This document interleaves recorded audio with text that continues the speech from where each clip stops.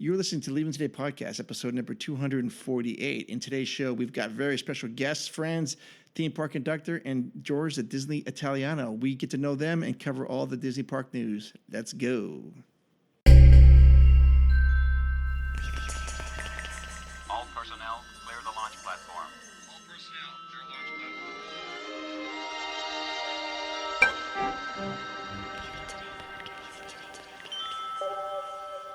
The Leaving Today podcast, the show about the news, history, and attractions of the Disneyland Resort.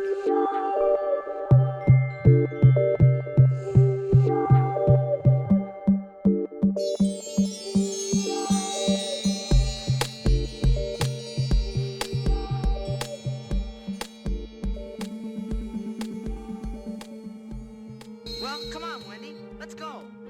But where are we going? To Neverland. Neverland.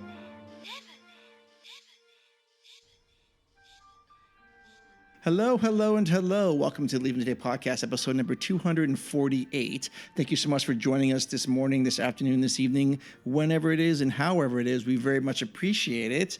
My name is Mark, and I'm one of the co-hosts here of the LTP. Sitting to the right of me is the very handsome Trailmaster of Puppets himself, Udi. Good evening. Good evening, sir. How are you doing? I'm doing okay. How are you? Fairly decent. A little warm, A little warm, yeah, but yes. but it's okay. I got you beat, though. You what? I've got you beat on the heat. You do. You do. Not something I want to be proud of, though. Okay. All right.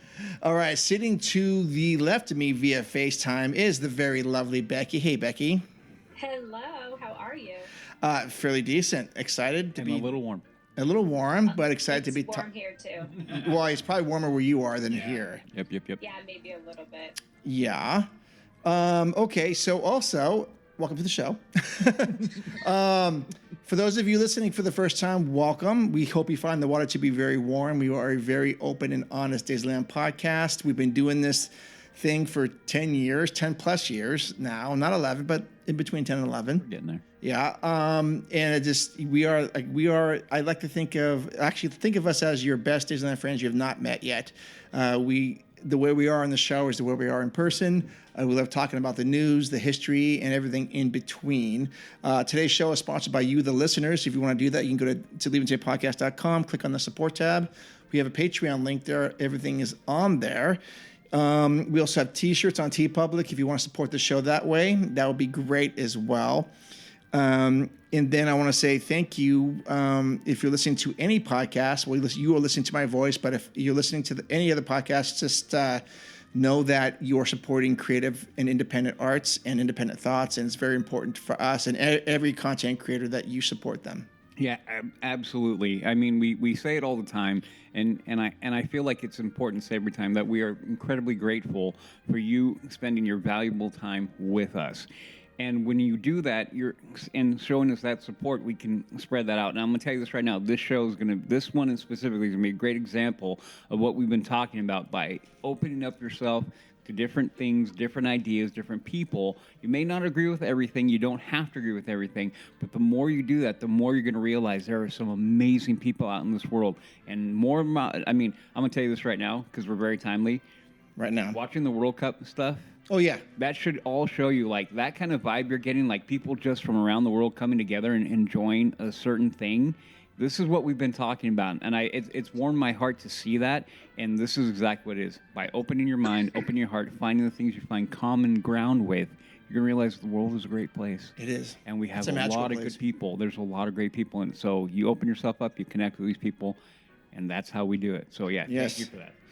Of course. Yeah. So, and then also, if you want to check out more of us, every Wednesday night between 6 and 7 Indie time, we have LTP Lounge on our Leaving Today podcast YouTube channel, where we have special guests on, which like sometimes we'll be introducing them in a few minutes here. And also, anyone else wants to come on, we'd love to talk about the latest news and whatever you guys want to talk about in the chat. And that's really what makes that show special, is for us to get the chance to know you to know us, and we will talk about whatever Disney stuff you want to talk about. Yep, 100%. And we've got people that show up in the chat, yep. And it's just a wonderful time. Yeah, absolutely. All right. So today's episode 248, we have special guests on slash friends. Guest sounds like it's a limited time, once a lifetime thing, but no, these are not guests. These are friends of ours. And these two people, how do we even introduce them? They are very active in the Disney content creation space. I don't know, about 8 months ago, I reached out to one of them, Conductor, and I said, hey, this is what we do. We love your stuff. We come on your show. I honestly didn't think Conductor was even going to respond, but he did. And we've gotten along famously since. We've been on his show several times. He's got a great program. We've been on the Sunday night show. I think he does other shows, but we've been on the Sunday night show a couple times. And we got to spend a day in the park with him. Yep. And the other person on the show tonight is George, the Disneyland Italiano, Hollow Gelato. He's got like 15 names, but you can pick his name. We met him in person during our trip, and we spent. Well, you can talk about it, Edie. Yeah, go back to episode 247. 6 maybe. 46. We talked about this. So yeah. We had the pleasure of meeting both Conductor and George in person on our trip to the park. And I will tell you this, just personally, guys, I think we talked a lot. Our conversations were one of the highlights, honestly, of the trip. So, for sure. Yeah. So when I was saying earlier, you guys are prime examples of this. We didn't know.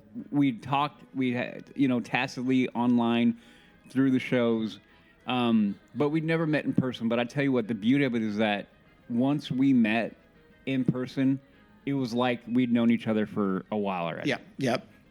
And it wasn't like, hey, strange guy, awkward, kind of thing. It was like, dude, these are my brothers. These are my people. So that's why, it was great to meet you guys. So I'm glad you guys are on. So with no further ado, let's introduce Mr. ThemePark Conductor myself. Hey, what is up, Mr. Conductor? What's up, LTB lounge crew? I'm glad to be back because, like you guys said, hanging out with you is one thing on a webcam. Being on location, whole different experience. It was amazing. I learned so much more meeting you guys in person, just walking around the park. Because I said it the first time I joined your show for the first time. I said, when we all meet up at the park, we're just going to vibe out. We're going to talk about things. We're going to analyze things. And that's exactly what we did. Yep. And that's what I love about our community. Even with me and Hollow Gelato, we do a lot of analyzing, try to understand, try to bring for the fans of Disney. And that's just the fun of it. It really is. So it was great to hang out with you guys in the park, and can't wait to do so much more in the future. Yeah. Killing me with this. Yeah, absolutely. And then we knew Conductor was going to be there. He said, hey, George the Italiano is going to be there. Okay, cool. Great. So he shows up. Yep. And I thought he was going to be there for maybe 2 hours. Well, 48 hours later, he's still hanging out with us. Yeah. We're rolling hard in the park, man. And George is another guy who we just hit right off the bat with us. He's like, oh, this guy's. I knew within 30 seconds this guy was part of our tribe. Yep. And like almost immediately. And so, willing to go on anything, willing to try anything. Lot of funny commentary in the background, which I love because we're always cracking wise on stuff. Yep. And so this is George, the Disney Italiano / Hollow Gelato. You can say whatever name you want to name. Yeah, absolutely. Thanks for having me on. And it's I have to say I agree with you guys and Conductor and everything. It's one thing to collaborate and do recordings or lives or what have you, but when you're actually hanging out with the people that you're collaborating with, whether it's at a theme park, it could be at a restaurant, it could be wherever, but you're amongst each other in real time, in person, where you're able to look at each other and have a conversation. And don't worry, folks, I'm not going to give out any spoilers, but I just recently went to go see Toy Story 5. And they actually touched upon that, where I think us as society, we got so used to of how social media is, where it's like, oh, I have 500 friends on Facebook, and it's like, or I follow 2,500 people. It's like, well, okay, you do, but can you really consider quote unquote a friend? Yeah. You know, and it's so that's where I love how they integrated that into the movie of Toy Story 5, because that's basically where we're at. But I mean, all in all, as I said, I got to hang out with you, Mark and Udi, like just one time, and honestly, just that one time, I could honestly say I can't wait to do it, again, and it's gonna be Same. it's gonna be great. I can't wait. Killing me, yeah. Exactly. That's awesome. No, Awesome. feeling is mutual. Feeling is mutual. Yes. Feelings, definitely feeling is a mutual. Yeah. And we will give your credentials after the show. That's kind of how we do it here. So we normally have an opening question. So a conductor said he had a question. We don't know what it is. Yep. That in perfect LTP style, you keep it in your pocket till right now. So let's go. Okay. What do you got? Rapid fire. Here we go. Okay. Uh-oh. So, Well, just so you know, this one question is going to be the whole show. Just so you know. I promise it won't. I promise. My question to you, Mark and Udi, is when I showed you guys a picture. I know what you're talking about. Construction looked like I knew it already. at Okay. Closet Inn. For the very first time, seeing the road as a temporary status. Yeah. And breaking it down compared to what we see now to back then. Is your mind kind of still thinking the same thing from when I showed you that picture the first time, or has your guys' opinion changed on what they're doing and how they're doing the process? Well, About that moment, just real quick. I'm not going to answer something just real quick. Yeah. That moment was one of the reasons why I love doing what we do in this space. Just to see your excitement, Conductor, when you said, guys, check this out. We hadn't even ordered food yet, and you sat down with your phone. I remember exactly where we were in the Plaza Inn, and we're all just beaming and excited about what this was and how you broke the news to basically everybody, because it was only like an hour old at that point, maybe? Yeah, if that. And I'm like, oh, this is awesome. And then the four of us trying to figure out what all this meant. That was one of the reasons why I love doing this show. Yeah. Because people were just stoked about this stuff. Yeah. Well, I do have to give credit where credit's due. If it wasn't for Hollow Gelato leading me in that direction, Yeah. it would not have been possible. So he gets as much credit as me taking the picture. Nice. Okay, well, Nice. That's what I absolutely love when Conductor and I do kind of like a boots on the ground project together, where it's like I could throw an idea at him and then he's like, rather than talk about it, let's go do it. Like we could have just sat there and we could have said, oh, if we would have went up to the Pixar Place Hotel, maybe we could, I mentioned it, but he's like, you want to go right now? I was like, let's go, and it's like, so I love his tenacity of like where he's driven to want to not just talk about it, but actually go and do it. And the results actually show. I mean, of how his channel is growing, even just from those several pictures that he put out, and that wild and crazy short of the fire truck at Cars Land. I still can't imagine how that went. Over 2 million views right now? That is like crazy. But yeah, like I absolutely love when he and I collaborate. That's awesome. Oh, yes. Man. I feel this is gonna be the recurring theme through the whole show is like how good it is to just have good people and collaborating with them. Yes. All right. Let me focus up. There's a level of me that has evolved a bit, but I still what that trip really taught me was that you can't marry. We say it all the time, right? You can't marry to an idea. You can't marry to concept art. Even though we say it, a lot of us still kind of like start leaning towards that, and we begin to kind of try to formulate an idea because that's all we have, right? We grasp for it. So what that trip taught me, and more specifically that picture, because I still remember walking in, and we sit at the table, and you're like, look at that, and we're just like, and I'm like, wait, what? it made me realize that we have to be a lot more open to it. And that, I mean, I'm really, and this was more for me more than anything, is that you have to be more open to understanding that you could be dead ass wrong. Yeah. About a lot of things, and you can't be like, I'm right. There's certain things you can't be. When it comes to developing projects, which I should have known, but it's just me. But what it taught me was that, what I thought was going to happen isn't going to happen, and that I don't know what's going to happen. And I feel like it put me into a permanent place, right? Well, not permanent, but a very consistent place of just hovering now. So what I feel like is that what I thought originally is definitely not going to happen. What I feel like now is like, well, I have my ideas, but with that one thing, it showed me I can't really I can't go too far yet. I still have to wait, and I've been saying it for a while. I got to wait for more things to develop before you can get a bit clearer picture. So with that one little paved road made me stop, and honestly, like the trip home and everything and the following days made me think about that.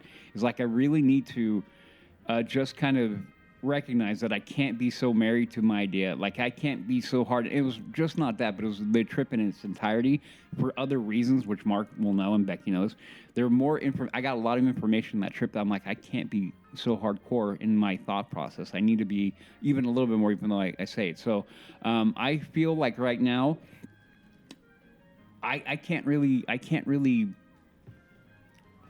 say where we're at. I can't really say what they're going to do. There are certain things that I feel like I know they're not going to do, but there's also things that I also don't know exactly what they're going to do. So I'm to make it short, to wrap it all up, I'm literally at a point where I don't know, and I'm kind of okay with not knowing. I'm super curious, but I'm okay with just kind of sitting there and going, okay, I'm going to grab my box of popcorn, just watch as it starts developing, and try not to develop too hard of an opinion one way or the other, and just let it see. And then let more information come in, and I can be like, okay, then formulate more. Because, that one paved road threw all the things that I thought right out the window, just like in a heartbeat. Well, see, it's interesting, Udi, because that's what me and George have talked about for months now. You know, ever since we went through hell on earth trying to get our D23 tickets, we've been trying to realize every time we were at the park, looking at the construction for Coco, trying to figure out how they're going to fit Avatar in the Hollywood backlot. What's the status of Avengers Campus? Yeah. We've been trying to analyze every time we sit there and go to the park and figure out, okay, how is either Josh D'Amaro or Thomas Maslam going to go on stage at the Honda Center and explain these projects? Yeah. If they even do at all, because me and Holo Gelato have also talked about this is going to kind of be like an update year for the domestic parks. It's going to be a lot of updating, nation.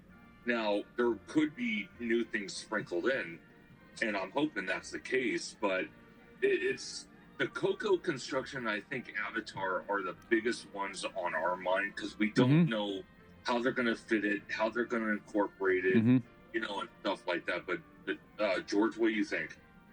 Oh, yeah, I absolutely agree. And what I think is so funny is when you look at all these projects that they had announced 2 years ago, we already have like a clear vision of what the Florida projects are of. We got like a straight mindset of like how it's being built, where it's being built, what it's going to look like. It always seems like when it comes down to the Disneyland projects, it's very vague. They're very bleak with the descriptions of what they're going to do. I don't know. Now, again, this is just my own personal speculation. I don't know if like there's times because they are so limited on space that they don't know right away of how they want. They know what they want to do, but they may not know how to do it. So rather than come out and say, hey, this is our idea, but we're still trying to figure that out of how we want to do it, fans aren't going to take it because they tried something similar like that with the Blue Sky process back at D23 2022, and fans literally chewed the company out for doing that. Yeah. And it's really a shame, really, because I actually love hearing about Blue Sky process. Me too. Me too. But unfortunately, a lot of the diehard fans, they just want to know what it is, green light, boots on the ground, let's get it done. So I feel like that when it comes to the California parks, because there's a lot of finagling of like how they have to put things, I think that's why we're like out of the know until they really know what they're going to do, specifically with Coco and Avatar. Because really, me personally, I feel like if we don't hear anything about Avatar, I think we'll hear something about Coco, because we're already kind of like, they already kind of started that construction process, obviously, Yes. what we've seen with Conductor's photos. But with Avatar, we literally know absolutely nothing about this land except for 2 pieces of concept art in a matter of several years. Now, a lot of people jump the gun and say, oh, it's not going to happen. I truly don't feel like that's what it's going to be. I just feel like that they are in a process of trying to figure out how to make it work. Yep. I would agree with that. Your turn, Mark. My turn in regards to the Coco construction. So that night we had a lot of speculation, a lot of really good ideas from both you guys that I didn't even think about in regards to a bridge. Is what we're talking about, right? The bridge going over to Disneyland Forward, or the what lot is that over there? Is that Mickey? No, what? Simba. And I mean, at that point, I was thinking, okay, this is probably what this is. I mean, it kind of makes sense, but now giving it some time to marinate and digest a little bit, I think we are still a little bit too far away from that happening. And I think the bridge part is not going to happen at this point in time, at least what we're seeing. And I do think that road is more temporary, especially I just got done watching your video analysis of Bricky's thing, you and OG55. And Bricky's analysis was kind of on that same vein where he has it mapped out where it's going to go back there. So maybe that is what is going to be happening. Yeah, and to kind of piggyback on that, sorry, Mark, is that I feel like if they were going to go with that route, we would have already seen progress with that. With the Simba lot. With the bridge, yeah. We would have seen something going on. And I wish it was that, though. I agree, but when you look at that, that would kind of have to go hand in hand with that idea, and it have to be moving. I'm not saying exactly along with it, but pretty close. And there would be demo already having to happen. There would be a lot of things already in motion for that. But see, this is why I keep on saying it. When it comes to that project, that road completely put me into just a standby mode now. Just standby. And I said it before. I'm more curious in looking at the other buildings that still exist back there, seeing what's going on there. And then I think I said a few shows back, I am personally gonna stop and wait and see if we get to see motion in those other buildings, whether it be moving boxes or items beginning to move, that road being to be used as a thoroughfare to begin to transport things back and forth, or maybe just out. Then that is going to be more of a hard, this is what they're going to do, right? Yeah. So that whole temporary road thing has just made it like I said, I don't see a bridge coming. I think we would have seen movement in that, because that's when they don't need anything they don't need anything else. They could have started that. As far as the bridge goes, I feel like a bridge is going to come eventually. Yes. When they start expanding into the Simba lot. Yeah. But specifically for the Coco project, no, there's no way they would have already to start on that. Yep, they would have. Yep. And the other thing too is, because we're thinking there's 2 different options for a bridge. There's one that obviously looks like a fairy tale bridge, some that kind of has the big kind of rainbow shape going over the the road. But then there's the other one we see with downtown Disney, where actually the city of Anaheim dipped the street down and went under, and actually the bridge is flat across. Yeah. And I agree with everybody that they wouldn't have started that process. I think what's halting them on Avatar is the fact that we're barely starting to get construction vehicles on site for the Eastern Gateway parking lot. And at some point at the end of this month, they're supposed to be demoing that cast member building in that parking lot that provides both parking lots to build the Eastern Gateway. And me and George, oh my gosh, we've had so many conversations about this. This was announced almost 3 years ago. Mm-hmm. They could have had this Eastern Gateway pretty much done at this point. Oh, jeez. It's halting, Yeah. you know, Avatar. It's halting, you know, expansion into the Simba lot because the way I see it is the Toy Story parking lot, and I could be wrong.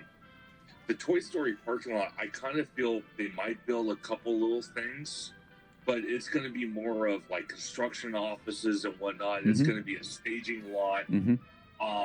Because the Toy Story parking lot, I kind of feel is going to be part of that 40-year plan that goes deeper Yep.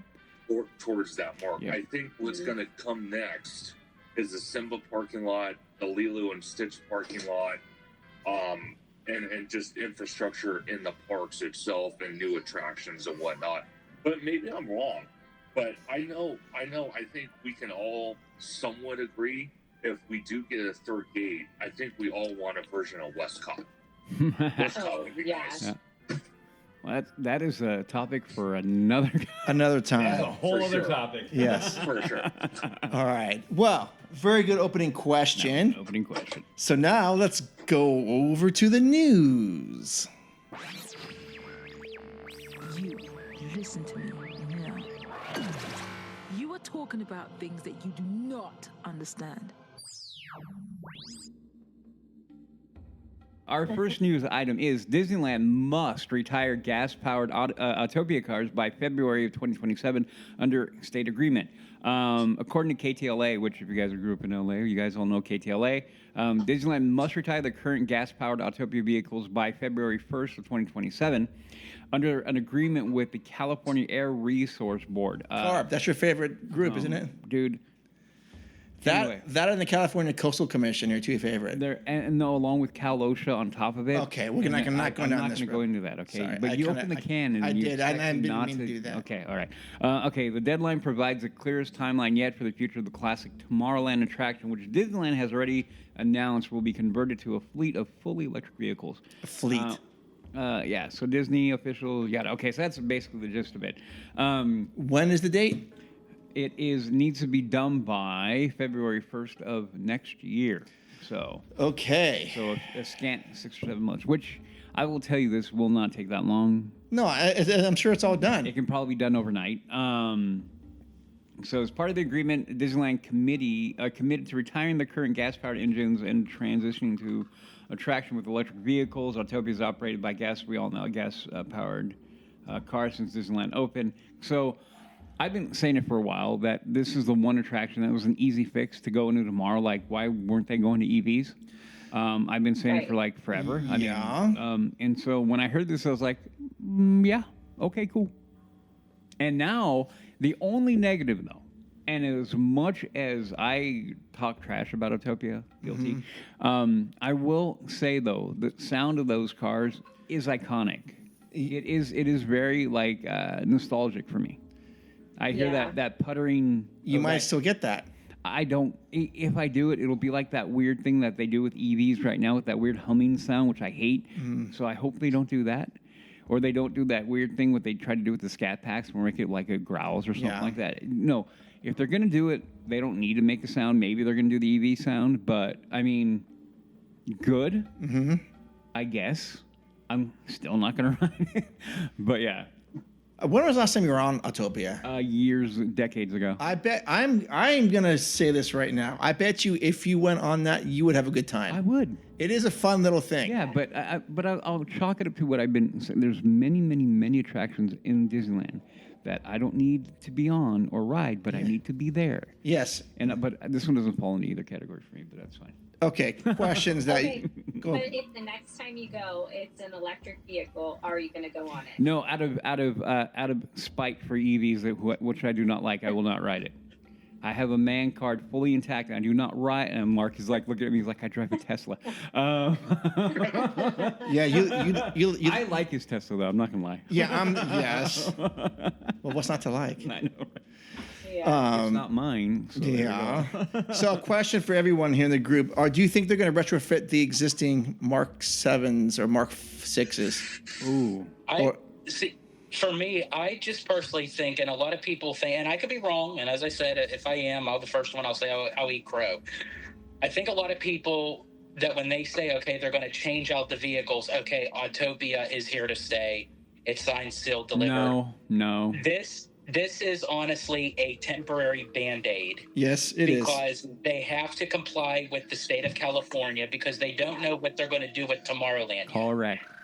And Autopia takes up a big portion of that land. Mm-hmm. So they're not just going to take it out and then throw something in there because it has to be cohesive of what they want Tomorrowland to become. Yep. So if they're not ready, but yet they still have to comply with the state of California, they have to go about, doing, what they have to do, so they don't pay, more fines than what they already have. Yeah, Sure. Agreed. Yeah. I think but me personally, I don't really have a connection to that ride. I feel like that I see how it worked in the time of Walt Disney's time, but like in today's time, I can go to a regular amusement park and ride that kind of ride. I feel like it takes up too much room that they could do something completely immersive. So if someone asked me what would I do with it, I'd say bring on the bulldozers. I'll ride the wrecking ball like Miley Cyrus. Will you dress like her as well? That'd be awesome. Okay, so my only retort, actually, I've got quite a big retort to that, is that one simply does not walk into Mordor. No, one simply doesn't bring a wrecking ball to that because you've got. Okay, you're talking about the submarine voyage show building right there, and you've got the monorail and the people mover tracks. You've got like 4 or 5. One of them that is a defunct, but monorail, Autopia, and you have the subs right there. That's why it's going to take so much time. That's why a lot of people think that Tomorrowland is such an easy turnaround to do something with. No. It's going to take a lot of time. You have to unkink that monorail track if they wanted to do that. Yeah. Exactly what you were saying, the show building for the submarines, which me personally, I'm okay with the subs going, but keep the lagoon. That'd be my thing. Mm-hmm. But there's a lot of intricacy that goes on with Tomorrowland itself. Sure. It'll take some time for them to figure out what they want to do with it. Yes. Mm-hmm. Conductor? Well, yeah, no, absolutely. So I think I agree with George. I think it is a temporary just to solidify the state of California and the EPA and that. I think eventually it is going to go. It's a placeholder for what they want to do with Tomorrowland. Because personally, for me, what they're building out in Tokyo Disney for their Tomorrowland looks stunning. I mean, even with their Space Mountain, I understand it. Walt had a lot to do with our Space Mountain. I get it. Personally, for me though, if we keep our Space Mountain, I would say destroy everything else, build it back. I also agree with George. Keep the lagoon, but for me, Autopia is great. Don't get me wrong. Opening day attraction. Mm-hmm. You guys have seen how tall I am in person. Yeah. I don't fit on that attraction very well. It's not. You and Mark both. It's a little bit of a challenge. But I did ride in a Doom buggy with him. Yeah, you did.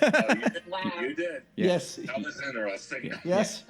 You see why I was like, I want my own Doom buggy? Yes. Exactly.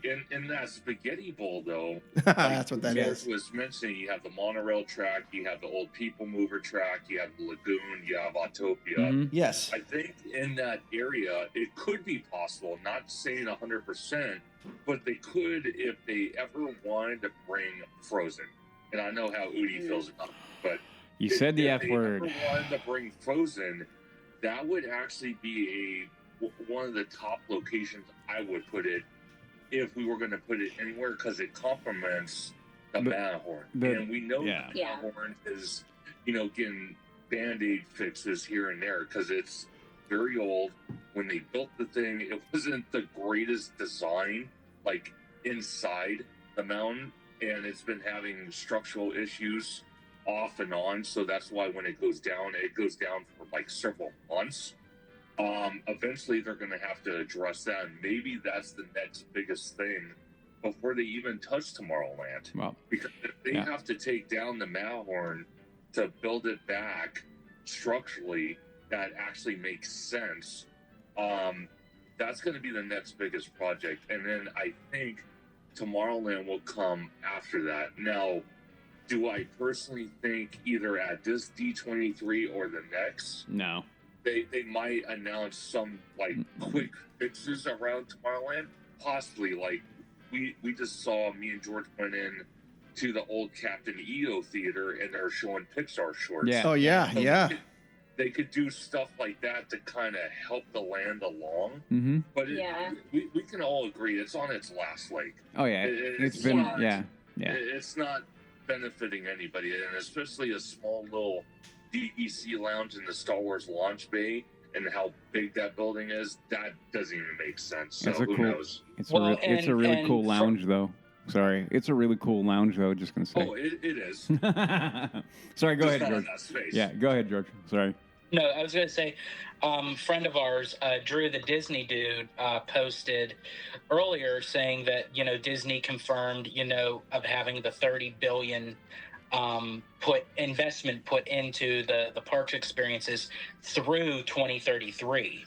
So I'm assuming anything, going from 2033 and beyond, there is an investment of $30 billion. Now, of course, that is including enhancements, as what Conductor was talking about, and what have you. So I'm wondering if that is the case. I personally don't feel like that Tomorrowland is going to get touched until maybe like an announcement like in 2032. And I could be wrong. What do we know? I really could. 6 years. But I'm at the parks a lot, and honestly, of how packed Tomorrowland is, as much as we Disney nerds, everything we say, you know what, it needs work, it needs this, it needs that. The typical family, they just go in it and they're just having a good time. And I think Disney looks at those numbers and says, okay, this is something that we need to address, but we don't need to address right now. This isn't on our top of the list. I call it the land of the popcorn buckets. If you want a popcorn bucket, you just go into Tomorrowland. Okay. Okay.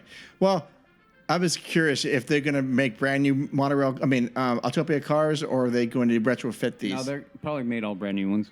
Okay, then you're going to see how much would you pay for one of those cars? An old one? Yeah, the ones Me? Nothing. you wouldn't want one of those? No, I don't want one. Okay. You might, but I don't want one. I'm good. I don't know. I'm good. Okay. How much? After they take the mod, just go to John Stamos's house. He'll probably have one on the Probably. Oh, There's yeah. gonna be more than a few people with them. He'll probably set up a racetrack with No, I'm I'd love to have one of those I'm gonna things. tell you right now. I'm gonna come over one day, and I'm gonna go out in Mark's backyard, there's one chilling back there, and be like, what? And you're going to get in it, and you're going to go, well, this is awesome. No, okay, I will. Sure, I will. Okay. Oh, man. All right. Next is All right, next news item: America 250 collectible medallion. That wasn't the next news medallion. item, Yeah, but- it is. Oh, sorry. Apologies. Mark knows it because I didn't. I totally skipped this one because it's a really short story. Real quick. Pirates is reopening. Cool. When is it reopening? Ooh. Friday, June 26th. But Yay! yes. According to Disneyland website, Pirates of the Caribbean will reopen on Friday, June 26, 2026. Pirates of the Caribbean and the Blue Bayou have been closed since early May, which we know is not true because our friends were in Blue Bayou. Yes. During this time, the Blue Bayou reopened with the modified dining experience, and the queue outside the attraction received new paint. I hope it's a little more than paint. This is what's happened in the last month and a half. I don't know. We'll see. But this is great. This is one of the things you need to have humming along. And Yeah, people eater, man. yes. You could feel in the park. Were you guys? Could you not feel that Pirates was closed?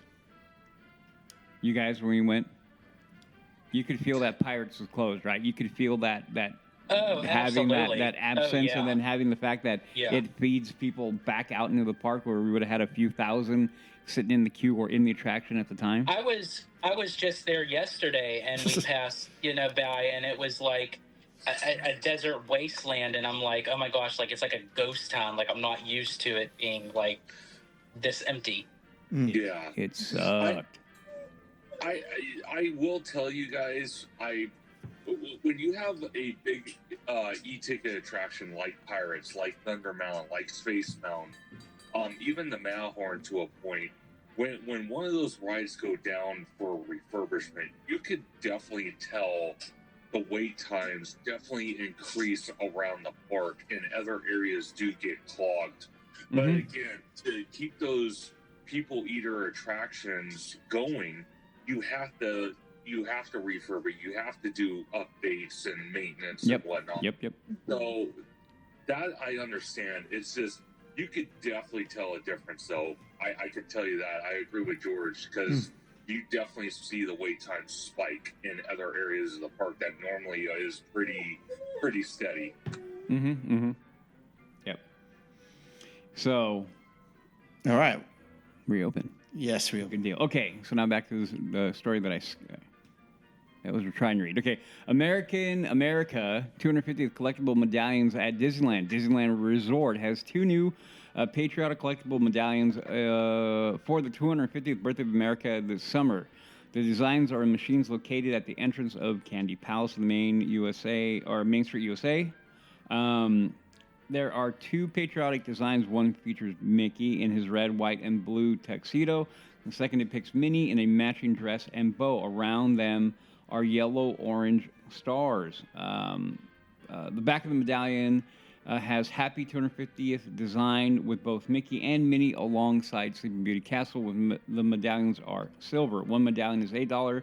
All 4 in the machine are $30.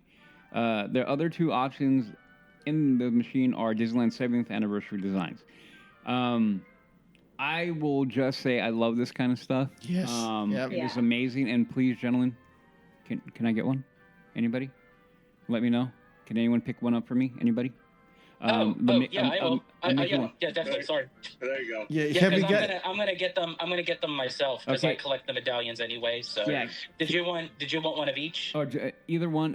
The Mickey is my preference, but if you get me both, I won't say no. Thank you. Well, my OCD is gonna kick in, so if you're gonna get one, I have to get you both. All right. Well, then you have made the decision for me, my friend. Yeah, make that for me too, George. I would love to have that. I think that's a special thing, and yeah, I absolutely love this stuff. And I think Becky wants one. Yeah. Becky's like, if you all, because I'm going back on the 25th. So there you go. If anyone wants them. For sure, I will take one. All right. Yeah. I wonder, just so you all know, as I said, when you say I'll take one, I'm getting you each 2. As I said, that's going to kick into my OCD. No, okay. You gotta have the pair. It's Mickey and Minnie. No, I know. That's true. I automatically translate to 1 pair. I did that in my head already. Okay. There you go. Do you think this is like limited time until the summer is done? I don't know. I don't know how long. They'll probably have it for a while. I mean, I would hope. I want to say they're going to have it all the way up to D23 because I kind of have a feeling, and please chime in and let me know what you guys think. But I think for a while now, ever since the 70th, these coins have come out. And they've been fantastic every which way. And I kind of feel like for D23, they might have a limited run of these coins that are D23 related. Yeah. Yes, I Since think. since they've been doing these coins, they're highly collectible and they're highly addicting too. Yeah. Oh, Do you yeah. guys display them in any sort of way? I have Not yet. I have a whole lot, but I will. Like eventually, like when we get a bigger place and everything, I'm gonna have like my own room, and it's just gonna be decked out. So yeah, I can't wait. Cool. You'll have to share how you display them. Uh-huh. Yes. You know how I know that? Because I already got a call, and George is like, "You gotta help me set up my room." I'll be there. I'll be there. Awesome. Yeah, I think this is a great win, and thank you for getting those. So I guess you're gonna pick up 6. Okay. Yeah. Yes. Okay, so next news item. Magic Key holders can pick up a complimentary Disneyland Park activity map soon. Which they probably already have. Yeah. Beyond access to Disney California Adventure and Disneyland Conductor Park, loves this for some reason. Magic Key holders receive tons of benefits. Tons, okay? Oh, yeah. Right now, they can grab a complimentary attraction poster, an exclusive popcorn bucket, and special food offerings, and more. Uh, Thanks, you AP guys, for that. And soon, a complimentary activity map will join the already long list of perks. From June 26th through July 24th, Magic Key holders will be able to grab a complimentary Disneyland Park activity map. The activity map encourages Magic Key holders to explore special spots, quote unquote, around Disneyland Park, uncovering interesting details and beloved spots, which are going to be all the cool spots that we like to keep secret. And that's also too why we're going on the 27th, because Right. we're going to actually pick that up and we're going to do a vlog. Oh, nice. Oh, cool. Okay, but hey, while supplies last, guys. So key True. holders can head to Disneyland on Main Street during regular operating hours to grab their map. Key holders may only receive one map. Okay, no hoarding. So there you go. And then was that scavenger? And then a new scavenger hunt is coming soon. Was that? Yeah. That's part of it. Okay. We're not doing that last one. Okay. A new scavenger hunt. George knows all about that. 'Cause I Yep. started the process. You, me, Jason Hill on Tom Sawyer Island. That was like. Oh God, that was interesting. Me trying to climb through the caves. George, but not Well, because here's the thing. There was like one section that all he had to go through was this little dark tunnel, and I said, "Come on, you can fit in that." He just looks in and he was like, "There is no way that I could fit through that thing." He's like, Oh, yeah. like there is like no way. I asked Mark how his last trip to that when Tom Sawyer's went. It was the same thing, Conductor. Same I'm like, idea, I cannot fit through these Yeah, little... dude, I was going through it, and Mark's like, I ain't fitting through there. I'm like, come on. Same thing. I'm laughing because I'm like, oh, no, I've been there. I'm having deja vu right now. You're having deja vu all over again. Oh God. And yeah, so it's cool. Well, I'm glad you guys are going to enjoy your perks. No hoarding, and I appreciate the coins. Yes. But that will wrap up the news for this segment. So, Mark, I'm going to let you do your normal thing there. Oh, well, before the feature presentation, Udi, you know what's happening. The randomizer has shown up again, back-to-back episodes, and I don't know that they know what the randomizer is. Udi, what is a randomizer? Okay. This thing always shows up when I don't want it I to. know it does. Okay, so the randomizer is what I call the Infernal Machine. It comes into the show randomly, as you guys have now seen. And we went through a very, very, very long spell without it ever showing up. I'm like, I thought for a minute there that it had gone. Yes, but it shows up. But no, now it has made me a liar.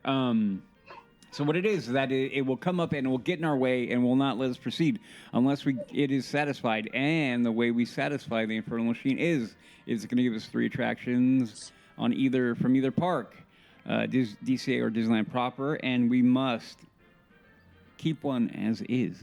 Yes. Destroy one, as Mark likes to say, by the Empire, destroyed by the Empire. And then the third one is we will modify it. Now, it isn't that simple. The modification, you must be specific in your modification. You can't just say, I'm going to modify that and then walk away. It'll be like, no, I want to know how. So it will not leave until all of us give them that, each one of us. Yeah. There we go. And so what do we get? What did it give us? Tonight. All right, guys. We've got Star Wars Rise of the Resistance, I got it. Finding Nemo Submarine Voyage, got it. and Okay. Disneyland Monorail. Got it. I got mine ready. Ooh. Okay. One must be wiped off, destroyed by the Empire. Gone. It's a vacant lot. I think this is a lot easier than last time. One must be modified, whatever that modification is, and one must be kept intact. Okay. It's tough. It is tough. So, of course, Udi always has his, but I'm going to let you folks, you 3, decide who wants to go first. I'll go first. Okay. I'll go first. Conductor's going to go first. So, Finding Nemo, get rid of it. Ah, Gone. okay. Gone. Okay. Keep Rise of the Resistance, modify the monorail to newer monorails with extended track and air conditioning, systems in monorail. Yes, that is a brilliant answer. Brilliant answer. Okay. So he said, he was getting back, he said, destroy the submarines, gone. Okay. And he said to keep Rise of Resistance as is, Okay. modify the monorail by having updated trains with air conditioning and longer track. Longer track to Like it. fit Disneyland forward when different sections come online. I like it. Eventually. I like it. Okay, I like it. Can I go next? Of course. So that was actually originally my setup. What Conductor said, but Okay. the more that I thought about it, I'm going to get a little controversial here. So number one, whoops. Oh, geez. See what happens. You're getting all worked up, George. Okay, so I'm going to get a little controversial here. So, for me, the subs, right out the bat, Wrecking Ball, Miley Cyrus it in, get rid of it, gone. Okay, now here comes the shocker. So right now, I would leave the monorail as it is, even though that I said they have to unkink the track, and I would love to see new trams and everything. Mm-hmm. But I have some bigger fish to fry with Rise of the Resistance. Okay. I love that ride, but I'm sorry, I am so sick and tired of Kylo Ren. Mm-hmm. I'm like kind of like over him, and the fact that they brought the original trilogy and characters into Galaxy's Edge, I would kind of keep a little bit of the storyline, but I would base it around the original story timeline and change out Kylo Ren for Darth Vader. Okay. And bring in the original characters. So I would enhance Rise of the Resistance. Okay. Great answer. Really good. Great That answer. actually was going to be what I was going to say too, to yours. But mine is going to be kind of similar. I am going to, like, the subs are gone. Like, we could bring Miley Cyrus in herself to perform like a wrecking ball and do it, but they're gone. And Yeah. then I am going to keep Rise as is, but then I'm going to change the monorail too. And I love like everything you said, but then I also want to add like maybe some tunnels or something where you like some of the dioramas, like something where you can go through and have some dioramas as you're going around the park too. And they can, like, instead of being like the train dioramas where you have like dinosaurs and things like that, I want stuff with Disney history where it kind of like takes you back to the park like throughout the years. Yeah. I love that. Not bad. Not bad. Very creative. I like it. Yeah, that's really, really, really good. I like that. Yeah. Okay. Well, I guess I'll go. Yeah. I think we're all on the same theme here. Yeah. In terms of these three attractions, yeah, submarines have to go. Just gone. Just take them off. Put them at the gallery that people can bid on the auction. Yeah. Who doesn't want a Disneyland submarine? It'll go in John Stamos's pool. Yeah. Yes, it will. It will. Okay. Would you rather have a submarine or an Autopia car in your backyard? Bro. No question. Sub. Dude. Yeah. Can you imagine that? The sub. I would it would try. actually be kind of cool, like a playhouse for my kids. Oh my gosh, that'd be awesome. Mm-hmm. Okay, but here I think if it was me personally, I think I am going to keep Star Wars: Rise of the Resistance as is. Okay. And the monorail probably needs some love, and I can't really add. I love the fact that the air conditioning was brought up. I think we need those. So yeah, definitely air conditioning Mark 7s, Mark 8s, I guess is what there'd be.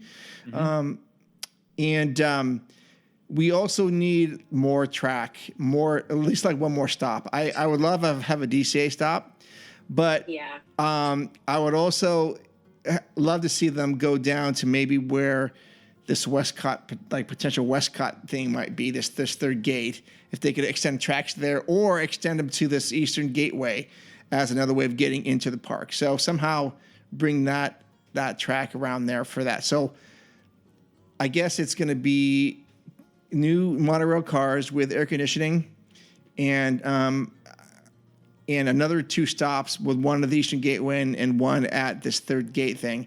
And Becky, I think we are going to get a tunnel. And I think we really are going to get a tunnel. But everything else, that's my take on this ridiculous randomizer question. Okay. So, listening to all you guys, I wanted to change a couple of things around just to be different, but I'm not. Because I really, really dislike the Finding Nemo part of the submarine. I mean, I really hate it. Yep. Like, I hate it.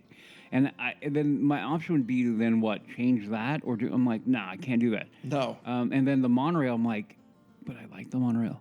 So I don't want to blow that up. So, yeah. I'm sadly with you guys. I have been a proponent. You got to keep the subs for a very long time. But in this scenario, that is one that I would bring in the Death Star and blow it up. So that would be gone. I would get rid of the submarines, sadly, and I'd be crying the entire time, tears. But then the monorail would remain. Okay, so the monorail would remain. Now, as is. Just keep that baby right there. Now I'm gonna go. Obviously, what's left, right, to modify Rise. Now, I have expounded on this a few times, so I'm going to say it one more time because I love talking about this idea, and I love the fact that in my mind's eye, I see it as a high probability. There's a lot of things that are happening within Lucasfilm that I've been listening to and catching up on, and stuff's going down, bro. So, I will keep it short. No, I've seen some things, man. I've seen some things, man. They change you. Anyway, this is how you modified Rise of the Resistance. Very first thing you do is you change the name.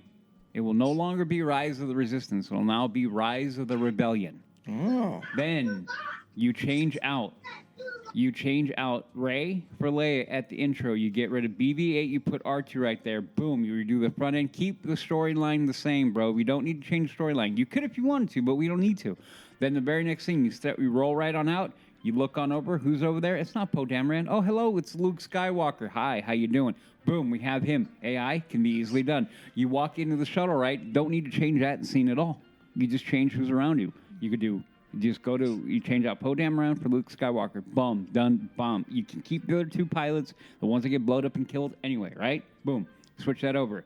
You get, everybody knows the ride now, the attraction, you get spun around, you land, and you're now in the Death Star. All Imperial. You switch out First Order officers for Imperial officers. You completely change out. You change out First Order Stormtroopers for OT Stormtroopers. The only good ones that can't hit the side of a barn. You modify the TIE fighters to fit that. You roll on through. Then George, you said it. You keep Chewie, obviously. You change out Finn for Han in that scenario, and boom, and then you change out Hux and Kylo Ren for Darth Vader and Grand Moff Tarkin, and bingo bango. And what have you hidden? The Death Star plans. You tell me that they don't change that to all that, and people are not going to be. The lines are going to be maddeningly long. So that's it. They can do all of that now. They could do all of that now. And Rise of the Resistance is already crazy with, wait times and stuff. Oh, But yeah. You change it like that with the original trilogy of Star Wars. I mean, I can't imagine what that would be. Yeah, because I know what it's going to be. It's going to be George's favorite, Virtual Cube. And I will tell you this right now. If they went to a virtual queue with that one, I would be okay, because that would tell you that they realize we have officially gotten the gold mine. You guys can't tell me that isn't possible right now. And I've been saying it for a while. My hot take on this has been for a while. If we hear about Rise going down for refurb, and all of a sudden becomes an extended refurb, I'm telling you, man, they're going to do it.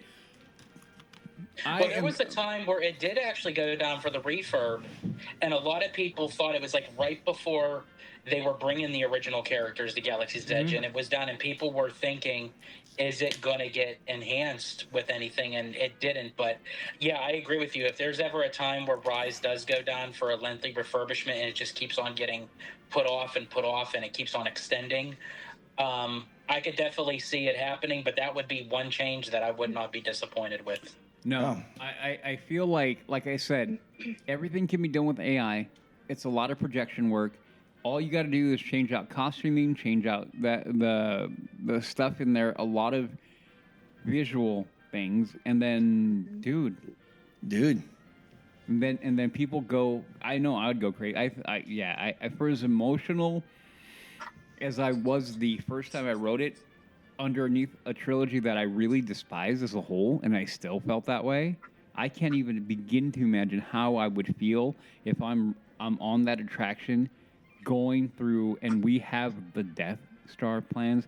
Mind you, that ties you into not only Rogue One, but Andor. Think about how deep that goes. Mm-hmm. Man, phenomenal. Then you know what? Yeah. Anyway. All right. I can keep on, dude. I could talk about this for like 2 hours. I'm not gonna. Not tonight. But I could. All We right. can make that another show. Oh my Yes, God. yes. Yet another thing. Episode 251. You can join Conductor and Hello Gelato's 12-hour marathon and talk There you about go. that. You go. Yeah, there you go. Perfect. Block out about an eight hours of that. No, I'm kidding. All right. Well, that's going to end the news and the randomizer. So let's go over to the feature presentation. And now for our feature presentation.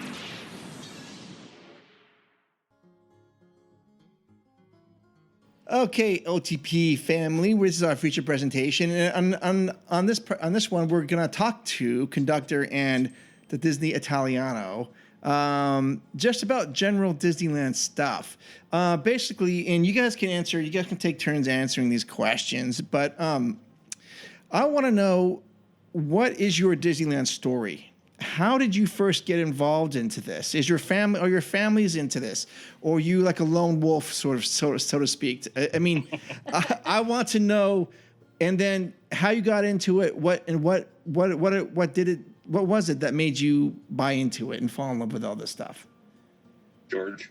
And for how long have you been into it? So. Okay, so I literally have been into Disney my whole entire life. It is like in my core. It is like part of my DNA, but it didn't come from any family member. So honestly, I am what I like to call the lone wolf with that. Okay. I actually encouraged my family to get into it by them seeing how much that I enjoy it. And so I don't know literally where it came from, but it was just something that always stuck with me. And my mom always thought, as I got older, would I grow out of it? Would I change interests? But no, my love for Disney only grew bigger, where I started doing a lot of research, with the studios and the parks and the history of Walt Disney himself and what have you. And it captivated me to want to know more. And I grew up on the East Coast. Born and raised for 34 years. Walt Disney World, I was 2-hour flight away from Walt Disney World. That was my playground. And for many times that I've gone, the 30 plus times that I've been there, that people would tell me, "Oh, you go to Walt Disney World. There's no need to go to Disneyland. Walt Disney World it's bigger. It's a lot more to see, a lot more to do. It's more a vacation spot." So I just kind of kept that in like the back of my head. I didn't really believe it, but it's just like I just kept on putting it off until I was a late bloomer. But like my 21st birthday, I decided I got my disbursement check from college, and I was like, you know what, I'm already going back down to Walt Disney World for my birthday for 10 days. Nice. I thought, I'm going to extend my birthday trip, and I'm going to go a week out to California, because I'd never even been out to California. So age 21, that was my first time out here. And I kind of kept, I knew what Disneyland was. It was Walt's, original park and, what have you. And, he actually had his handprints in it, but I never actually experienced it. Man, when walked into that park for the first time, it was something completely different. It was me experiencing Walt Disney World for the first time all over again. It was someplace new and it was fresh, but yet someplace familiar. But it was completely different where it was like I felt Walt Disney's presence in that park. I finally, because again, by doing all the research and everything, I got to finally see in person the fire station with the lamp up in the little window of his apartment, which I was able to tour that. Anybody that can have the opportunity to go inside Walt's apartment, it is unlike anything you ever seen. I got my picture taken next to the lamp, looking out the window. Oh, and everything. man. I love that. It's phenomenal. And so it created a whole new chapter for me with Disney and the parks. And I fell in love with it. And then here I am now. I moved out to California and I literally go to Disneyland 3 to 4 times a week, you know, and it's, I always like to say Disneyland is like my home getaway and Walt Disney World is my vacation kingdom. Oh, nice. Yeah. Quick question. Maybe you said I didn't. Maybe I didn't pick up on it. But when you were growing up in 2 hours away, was it like an annual trip with your family? You would go once a year, or did you guys go less than once a year, or how often would you go? So growing up as a kid, my first time going there was in the for the millennium. For 2000, that was my first time at Walt Disney World. But being that my mom was a single parent, you know, and everything, raising me on her own, it came very, you know, very scarce. You know, we'd go like when, you know, we can go and everything. Yes. So I didn't go to Walt Disney World from 2000 until 2006. So there was a 6-year gap. I don't know how I did it, because if I tried doing that now, that'd be like going through withdrawal. And then I went back again in 2007. And then when I became a legal adult, that's when I knew, okay, like I'm letting it all go. Just like Elsa says, let it go.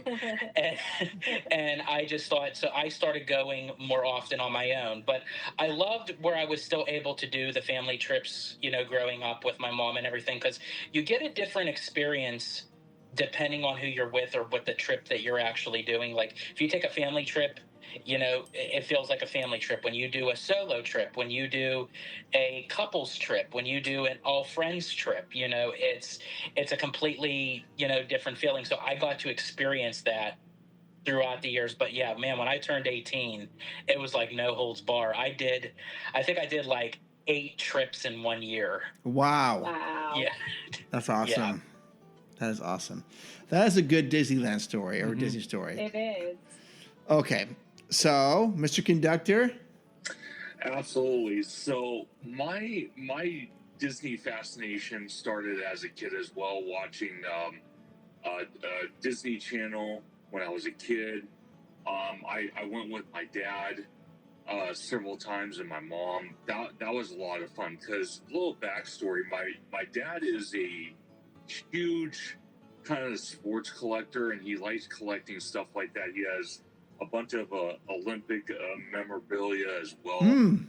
He actually remembered going to Disneyland when he was, you know, a baby with my grandparents and whatnot. And he swears he remembers seeing Walt walk around. He never got to actually meet him, but he was around at that time.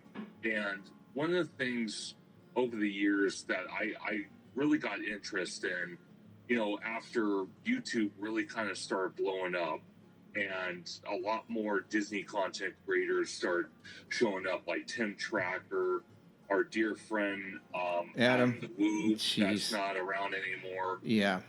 People like that, even David from Fresh Baked in his early days, and watching how they tell the story. It really got me interested, and as years and years went by, I went there for school field trips. I went there with other friends, and George makes an excellent point. There's a difference whether you're going to Disneyland or you're going to Walt Disney World. Oh yeah, it's a family trip, a friend's trip. It's different experiences, but it's an awesome experience because when you go to somewhere like that, you don't want to have the same experience. You want to have different experiences to kind of tell your own version of it, especially us as content creators. So I think because my channel now is 3.5 years old, and one of the biggest breaks I had meeting Tommy Toon World at Super Nintendo World and whatnot, and kicking off my channel was at the time George actually reached out to me. He's like, hey, you know, we see that you're a new content creator. We want to get your opinion, because he was doing a show with a co-host of his at the time on Orange Grove 55, and both gentlemen wanted to talk to me about Disney. And one of the things I love about Disneyland that will never be Walt Disney World, because Walt Disney World to me is fantastic, but it's very corporatized. Disneyland is Walt's original Magic Kingdom. He had the most involvement at the Disneyland Resort, and that's something you can never, ever, ever take away from Disneyland, and that's what I love. So when I go to the parks, one thing I love to do to associate myself with Walt and just the history is riding the Disneyland Railroad if I can, going into the museum, seeing all the wonderful artwork from all the wonderful Imagineers and art designers and whatnot that create this wonderful art. And you know, one thing I do share passion for, Udi, that I saw you do, and I've seen many other people do this as well, is say hello to Walt, seeing that the light is lit up above the fire station. That right there is total respect. And quite frankly, you don't see that at Walt Disney World. That's what makes Disneyland in Anaheim so unique and will forever go down as a historical society. And that's one thing I share the passion with, because when you look at Walt's history, okay, he came to California with nothing. He had multiple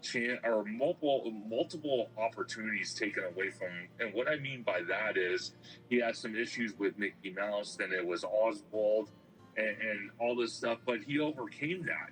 And when you see the little documentary about how Disneyland was built, that was fascinating to me, because I loved it. We can all agree some of the things they did, me and Udi can relate. Some of the things they did was totally unsafe. Completely. But it was very, very interesting to see that history, how Disneyland became to what it is today. And that is something I will always love. And that's how my Disneyland story really has gone from back then to now. And really quick, Conductor, I actually have a question for you, because as you were talking, and I don't think I ever asked you this, but now when you said like you grew up with Disney, you used to watch, you know, the Disney Channel and everything, which I did too, and everything, and then you kind of like fast forward to with YouTube. You had mentioned like our good friend Adam the Woo, Tim Tracker, Dave from Fresh Baked. Was there ever a time where there was like a gap that you like lost interest and then YouTube brought you back to Disneyland, or was it already there?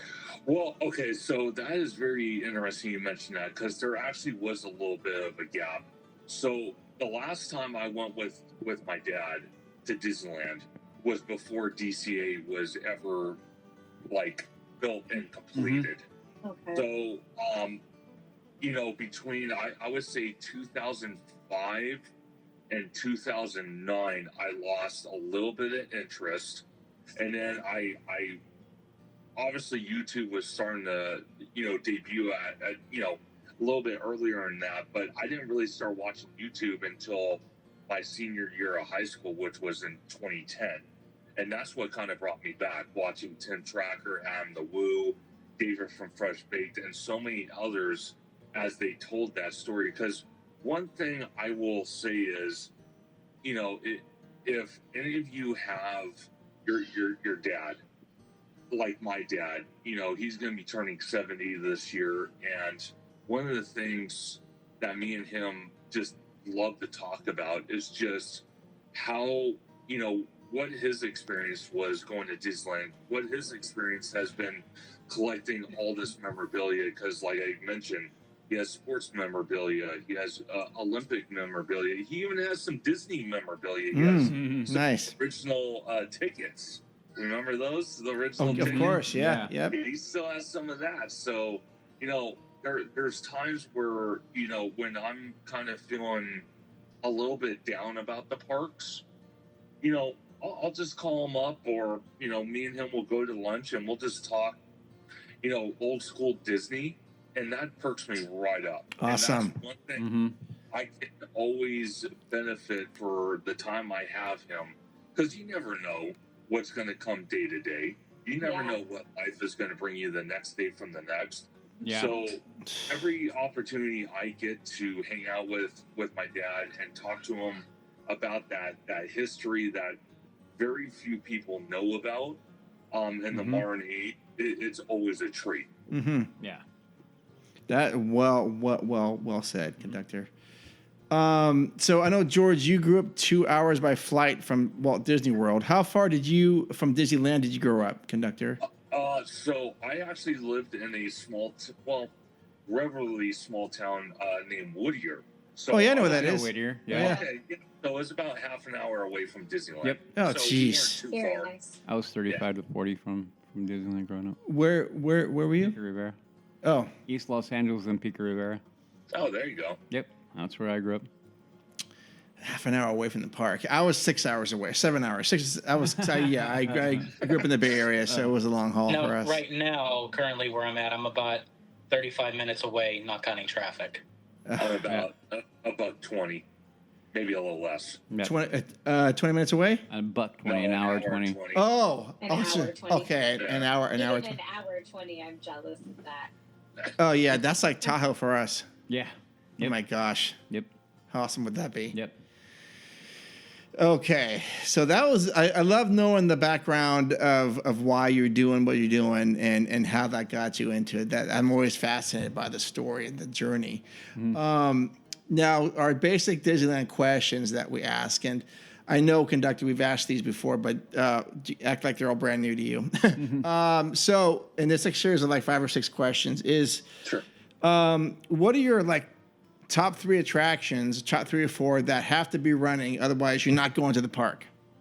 Ooh, man, that's a tough one. Okay, so I'm gonna go my top 4 or top 3. It would have to be Thunder Mountain. That has to be guaranteed because I'm the conductor. If there's no Thunder Mountain, there's no conductor. Hey, but hey, so- did you learn a new trick? But quick question: did you learn a new trick about that? Oh, 14, 15. 14, 15. Remember? Oh, that's right. I did learn a new trick. yes, you did. The back row, phenomenal. Yeah. Phenomenal. We had to. Shout out to Mark and Udi for pointing that out because phenomenal. Yes. Second attraction. Ooh, that's a tough one. Do you know that I legitimately get ticked off if they put me in the front seat? Oh, I just say no. I cannot stand it. Like, people request the front seat. I'm like, why? Not on that one. Not on that one. Nope, not on that one. You're You screwed. can't see anything. Yeah, no, you're not on that one. You're halfway down the track before it actually picks up. Yeah. I And know. It's like, Yeah. It's terrible. sorry, side note, go ahead, conductor. No, you're good. My second, I would have to say, would probably be Indiana Jones. Yes. Okay. And because I'm a huge Harrison Ford fan, I don't think, sadly, when he finally goes, and eventually 20, 30, 40 years from now, when they want to do Indiana Jones again, hopefully they pick the correct actor to play him. Yeah. I hope. Mm-hmm. Or just let Harrison Ford forever be a legend in Indiana Jones and never do another one. I'd be fine with either one. The third one for me, God, that's a tough one because there's so many good rides. Uh-huh. Oh man, I would say Space Mountain. I Okay. would say Space Mountain is because we, after talking about all this Tomorrowland, possible changes in the future, who knows if they're going to even keep our Space Mountain eventually when they want to do a Tomorrowland remodel, depending on what Tokyo's is what the reaction is going to be. Because they might want to do the same thing to our Tomorrowland. Because when you do a comparison, and I told George this when we were on Magic Kingdom, I said, the first thing I said, walking through their Tomorrowland, I'm like, what is everyone complaining about? I know. I know. It is so much better. I know. And I don't know what people are talking about. If they think their Tomorrowland is horrendous, please come to Anaheim. Please come to Tomorrowland and say that ours is better. Please, for the love of God. Well said. Well said. Conductor, okay. Quick is a quick side question for you. Would you rather spend the day at Disneyland with Harrison Ford? Oh boy. Or Gordon Ramsay? It's got to be one of them. I know mine. I know mine. Sorry, Conductor. I say because I hang out with this guy a lot, and I swear both of these guys are like his idols. Yes. So, like, oh my God. Sorry, Conductor. I have to ask the tough questions on the LTP. Okay, I know People it's a wanna tough know. question. I know who you should pick, but I'm going to wait to see I who know. you say. Me but too. I know I have my idea of who he should pick. as Should well. pick, Yeah, should but pick. will pick. Okay. I'm gonna go Harrison Ford. Wrong answer. I'm gonna go Harrison Ford because of him being, playing the iconic character of Indiana Jones. The fact that he has a ride that's based off his character, and the fact that he's kind of like a vibe type of just hang out and talk and whatnot. I kind of like that. That's why I like George. That's why I like both you, Mark and Udi, because we kind of share that interest. Oh yeah, for sure. I kind of feel like Gordon Ramsay is someone that, is a man on a mission, that he wants to get from point A to point B and not have all this liggy lag. Yeah. So I kind of feel like my thought process would be Harrison Ford. Now, if we're talking about food, no question, no doubt, Gordon Ramsay's my man. Okay. I will say, though, I would love to just walk through the park with Gordon Ramsay just so that he can curse and call people names trying to maneuver through them. That is a good point. Yes. Yes. And if he sees anything out of place, he's going So- to go off on it. Right. So here was my thought process. I'm like, because Mark said, I'm like, okay, what would I choose? As much as I love Harrison Ford, like you, I'd be like, one, he's too old now. That's true. But I was thinking that's a reason to choose him because it's like going with the grandpa. No, but then we can't ride all the cool. So Han like, Solo, bro. It's true, Slow you down. can't. Slow down. He might not be able to ride everything. That's true. And as much as I love Harrison Ford, he's kind of a dick. So, Dude, you get to walk around with Han Solo. doesn't matter. He's kind of a dick. But I still like him. Just as Han Still like him. Solo. I still like him. I'm not taking away from him. I know Okay. plenty of those type of people, and I like them all. Not all of them, but most of them. Now, this is why I would be with Gordon Ramsay. But, because the first time he looks at somebody and calls them an effing donut, I would fall over dying. Oh yeah. That's true. And no, but here's the other part of it though. Because I've watched a lot of Gordon Ramsay stuff. So Hell's Kitchen. I don't watch Top Shelf because I think it's annoying. I don't like that show. But like his Uncharted or whatever that one is amazing. Where he goes around the country, the different countries and does different things and has challenges. His sense of adventure and drive is what I'd like. And I love Harrison, but he's an actor. All props to him. But Gordon Ramsay's not only a chef, he's an entrepreneur and he's a builder. This is why I would want to go with Gordon Ramsay, because of all the things that he has done, as opposed to they're just different. So I lean towards that. And again, I love. He's iconic to me. Harrison Ford he's Indiana Jones and and Han Solo to me. I grew up with them. Yeah. Both some of my favorite franchises ever, which I will watch repeatedly, just because I'm like, hey. You know what I haven't seen in a while? Last Crusade. Boom, and I'll watch it just because.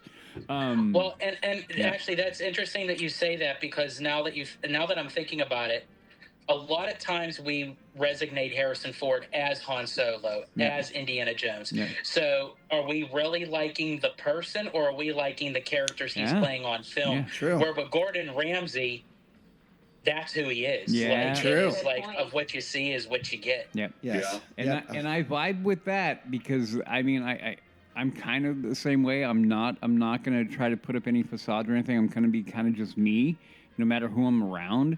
And whether you Yeah. like me or not like me is not up to me. It's up to you. And I will take whichever one you want to give me. That's fine. And I feel like Gordon Ramsay in the same vibe. So like I said, Harrison Ford is Harrison Ford, and I like him, and he's an icon to me for so many reasons. And he's been in a number of great films. Air Force One, Sabrina, if you guys know that one, a little romantic one. There's a few, more than one movie out there where he's done an amazing job in. But, Sure. like I said, Gordon Ramsay would be mine. Okay. That's true. All right. George, now your top three or four attractions have to be running, or you're just not going to go. Okay, so I have to actually put on my vacation mode to answer this question because being that I go a lot, Yes. Yeah. it doesn't really phase me as how it did when I would vacation because I Right. literally would go on the refurb list and I would have to make sure everything is opened when I travel out here. There couldn't be anything that was closed. Right. You know, so, but now that I go more often, it's like, okay, it's down, you know, what have you. But so I'm going to think in the process that if I was going for a day to experience of how I did as a vacationer, Right. Pirates of the Caribbean, Mm-hmm. which I know that sounds ironic because it's down now. Yes. But but it's coming back up soon. But Pirates definitely. Space Mountain. I do have to agree with Conductor on that one. And actually, another one of Conductor, because it's my favorite ride in all of Disneyland, is actually Indiana Jones Adventure. So that would be my three. If as a fourth one, actually Conductor mirrored it. It would probably be Big Thunder. So it'd be Big Thunder, Space, Indiana Jones, and Pirates of the Caribbean. Wow. Okay. Solid Awesome. choices. Very solid choices. Mm-hmm. Okay.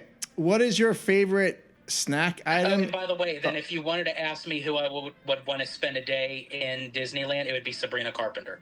Oh. Okay. Of course he would say that. Oh, okay. Sabrina Carpenter. Okay. Well, there you go. Maybe we can make that happen.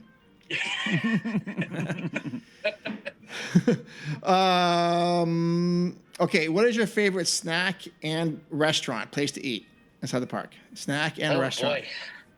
Either park, I should say. Either one. Okay, so this may sound a little cliche, but you can't go wrong with a Disneyland churro. No. Especially if how many years that you've had a Walt Disney World churro. I'm telling you, if you go to Walt Disney World, don't even bother. It's literally cardboard dipped in sugar. That's Oh, basically geez. what it is. Okay. Disneyland churros, they're made fresh. They're spot on. It's like, and it's almost like a tradition kind of thing, like where you're walking through the park, you know, you want a snack, you have a churro, you just sit down and just you people watch, you know, and you just take in the vibes. You hear the sounds, the sights, the smells, and while you're eating that churro, it's just like it's perfect to do at Disneyland. My favorite place to dine. Well, I do think Disneyland, that's the one thing that lacks compared to Walt Disney World. They need a lot more immersive sit-down restaurants. They really do. They come too far in between. I'm so tired of going to these quick services, and it's like it's another hamburger, but it's called something different. Oh, you know, right, yeah, it's totally. like, but I would have to say Cafe Orleans. Oh, over okay. at New Orleans Square. Yeah. I love a good mint julep.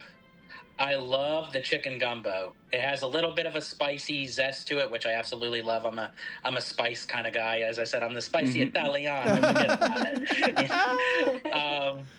And of course the Monte Cristo. Sure. Classic, which is really good. So yeah, I would say Cafe Orleans for a sit-down restaurant, and then for like a snack, I would definitely say churro for sure. Awesome. Solid answers. Conductor, you know you're on deck. Oh, I know.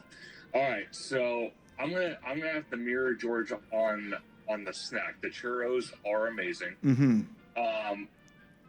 Little side quest though. the 250th anniversary churro, the apple pie churro, I did feel bad for George. Oh, that sounds actually kind of good. Moist and fresh. And he bit into his because he got the same thing from the same cart. And he's all like, what the hell is this? Is this Walt Disney World? Oh my gosh. What is this? So, little side quest, but if I have to pick... Oh, and one more little side quest to the side quest. It has nothing to do with it. This has to be, I think, one of the best moments I think I've ever had in a Disney restaurant. And it's when me, Conductor, Abby, and Tommy were down in Florida. We ate at Space 220. Yeah. Conductor already knows where I'm going with this. Yes. So there's a whole backstory to it. It's too long to explain, but in any case, they mixed up our steaks. We all got the same steak, but different temperatures. Sure. Me, I love my steak still mooing. That's just how I am. I love. You get it blue? You get it blue? Literally, I love it blue. Oh, okay. Yeah. So they ended up mixing our steaks, which we didn't even like. But I started eating mine. I'm like, okay, this is definitely not blue. I was like, I would even settle for rare, and it's not even rare. So it was like, it was a whole mix-up thing. They ended up refunding us and giving us for some free stuff, which kudos to them. But this whole time, Conductor had my steak. Oh. And I'm in the middle of doing the vlog, and we find out that he actually had my steak, and he was down to the last bite, and he had it on the fork, and I said, well, how good was your steak, or should I say my steak? And I swear, without even a flinch, he took that piece of steak, popped it in his mouth, and he was like, it was delicious. And we caught it on camera. That was hilarious. That's awesome. That is... the best time I've had with George in any Disney restaurant. That is awesome. If I have to choose, you have to choose. I'm going to go on a side quest, but to answer your question, I'm going to go three locations here at the Disneyland Resort. Sure. Okay. If I'm at Disneyland Plaza Inn, phenomenal. Mm-hmm. I love the Plaza Inn. Yes. At DCA, it has to be Lamplight Lounge. Favorite. Okay. Okay, at Downtown Disney, Doris knows this because I got him hooked to it, is going to be Ballast Point. Oh, well, yeah, absolutely. In fact, we hit 2 out of 3 on our trip. We had 2 out of 3 on that trip, yeah. Oh, yeah, Ballast Point is the move. Oh, yeah. It's very good. Downtown Disney, that is where to go. I mean, a lot of people go to Blacktop. I'm like, no, go to Ballast. Yeah. Yeah. And I agree actually with his other two as well. I would pick Ballast Point because he actually took me up there for the first time. Never was there before, and after the first time I tried it, it was like that's like a go-to for me at Downtown Disney. Mm-hmm. And then also Lamplight Lounge, best sit-down restaurant at DC. I was just there yesterday, so I mean, it was. We actually tried. They just had a chef special of a pork chop, which is actually it's off menu. Because we ended up doing a vlog, we actually had the waitress order for us, so we didn't know what we were getting. Oh, that's fine. She ended up giving me the chef's special, which was the bone-in pork chop, which was phenomenal. Oh, awesome! It's funny. We just got done our last show. We were talking about the Lamplight Lounge because our friend Justin went there with his family, and Yep. Now I want to go. Again. Okay. Let's see. I guess I'll start with the Conductor on this one because we went back and forth. Yep. Is Disneyland better for you at daytime or nighttime? And if it's nighttime, what do you like to be during that magic hour? Ooh, man. Okay. I want to say, damn, that's a good one.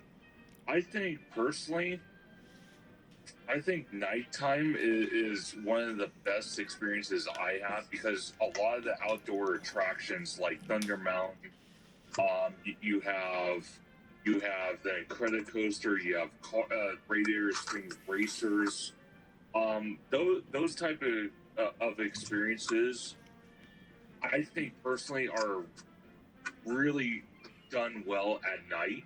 I personally love them at night. But if I had to be like on location and not a ride, I'd probably say Disneyland on Main Street because the fact that we get the nighttime entertainment with the projection mapping that shows all of Main Street. Yeah. Then you have the fireworks show. You have Big Hero 6 flying across. That's magical, and I love that. I love being in that atmosphere. I will say though, one of the favorite times I love being at the Disneyland Resort at night during the year is Christmas. Oh yeah. Christmas for me is like, I wish that was every single day of the year, because Christmas just brings joy and happiness to my life, and it just inspires me to kind of go outside the box a little bit. And George knows where I'm going with this, because we did one of the food festivals at DCA. It was Festival of Holidays. Yeah. We were in front of the pizza and pasta place next to where they're building the Coco attraction. Mm-hmm. We were trying one of the drinks. It was a guava drink, and his wife Abby did not like this drink. She hated it. So I can't remember, George. Was it me or was it your idea? We said, you know what? No, it was your idea. So you're like, Conductor, you gotta try this. And Abby and our other dear friend Mal Lizelle was with us. So those two are thick as thieves. Like, they come up with the wildest ideas, crazy. So they said, why don't you both try to drink it out once? And that was, oh my God, that was crazy. But again, that's just another lightning in the bottle experience I've had with George in the parks, by far. Which that became a run-on joke of what was it? One cup and two straws. One cup and two straws. Oh, jeez. Yeah. All right, George, the Italiano, the Disney Italiano. What is your answer to that?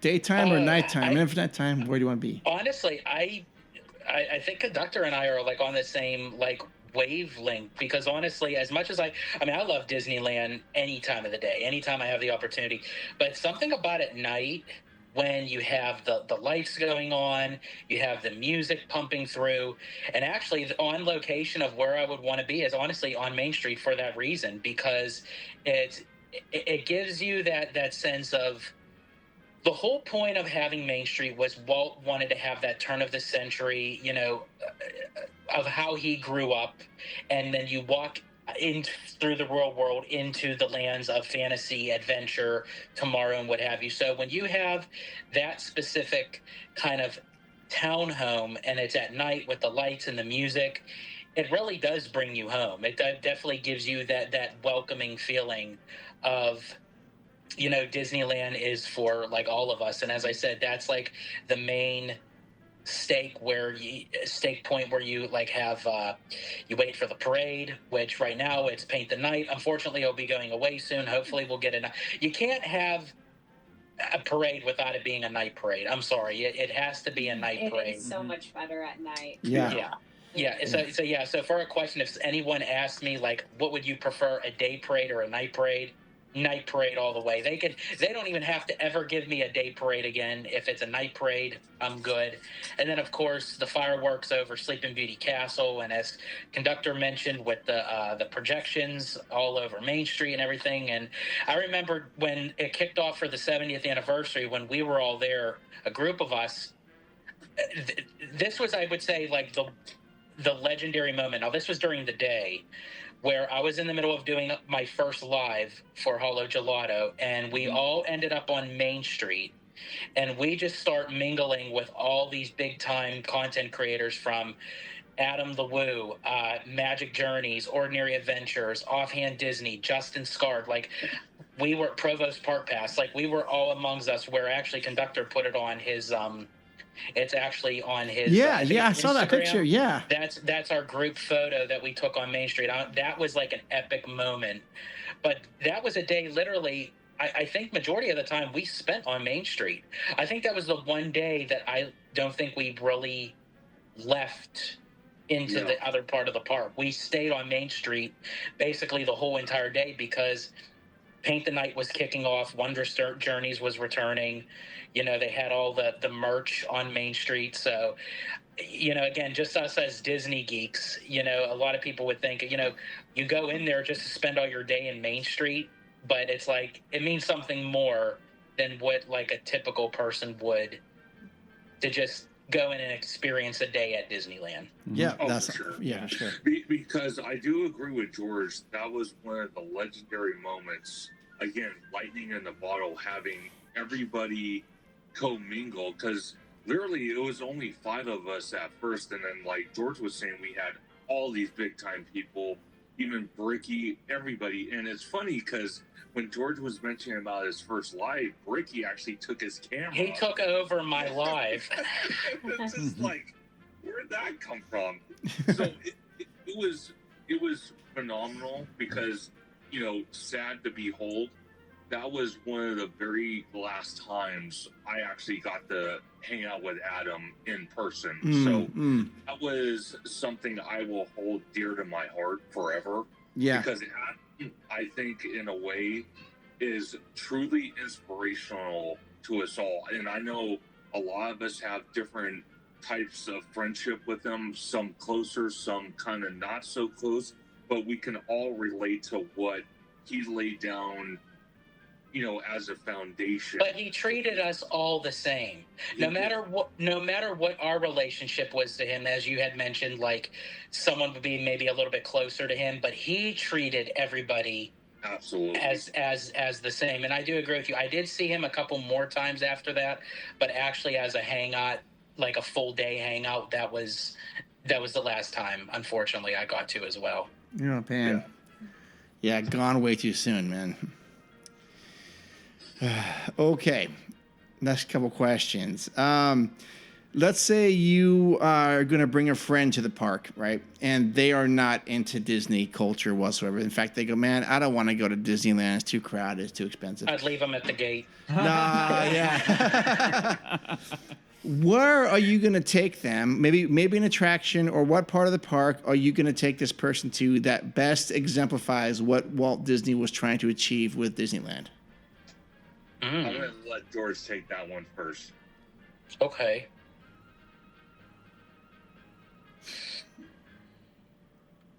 Ooh, that's a good question. That one. We only asked the good questions on the show. That's a really good one. Like, I mean, all your questions are good, but like when there's a question that really makes me like think, like, 'cause there's a lot of times where it's like, okay, I know the answer, but like I really have to think. That's like a really okay. So I know what I would want to do with them. I don't know if this would actually count because it actually would cost money. Oh, sure. But I would actually take them on the Walk and Walt's Footsteps tour. Oh, good. Nice. That's what, and I honestly would personally pay for it because I would want them to experience it. And then I would tell them, you know, nicely afterwards, if you get nothing out of it and you don't understand after we do this tour, then you can reimburse me.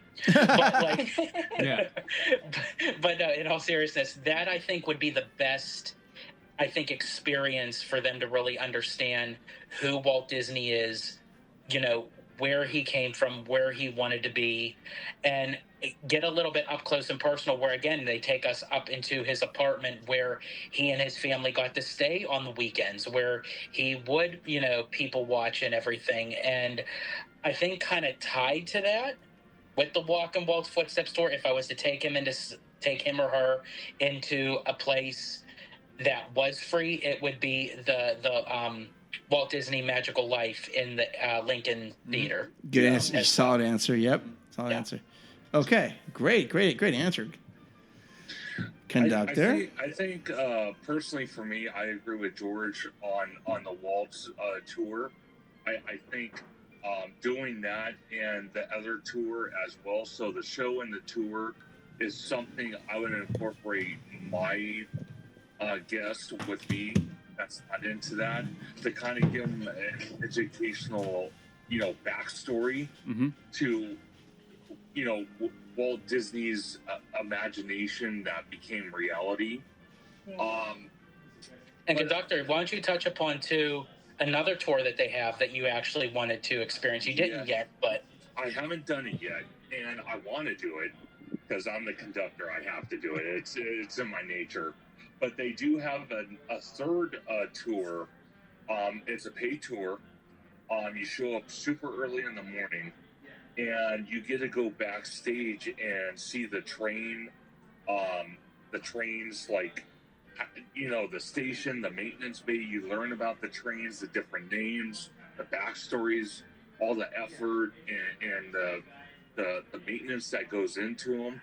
So that's another tour.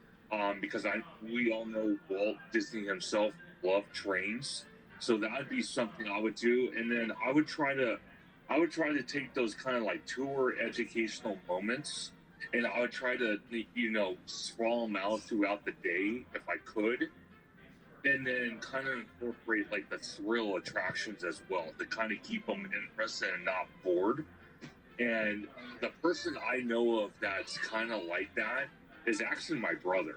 Because my brother went, when he was out here in California, because he moved out of state like almost a year ago now, it seems like. We went with my aunt and we went with my two nieces from New York. And they love Disney, but my brother could care less. So I think, being that it would be my brother, I would take him on those tours and I would take him on the thrilling attractions, but kind of commingle it where it's not, educational, Yeah. then thrill. It would be kind of intermixed, so it keeps his interest alive. You know what I mean? Instead of saying, "Oh, can we go yet?" or "Can we go grab a beer in downtown Disney? I'm bored out of my mind." You know what I mean? Yeah, you add a kind of chunks Yes. to do it. Yeah. No, I think that's a fantastic idea, though. It's a good way to do it. Yeah, because when you look at it, I agree with George, because I actually finally did the tour of Walt's apartment, and I'll tell you what, I haven't done the Burbank tour, and I told George I definitely want to do that with him.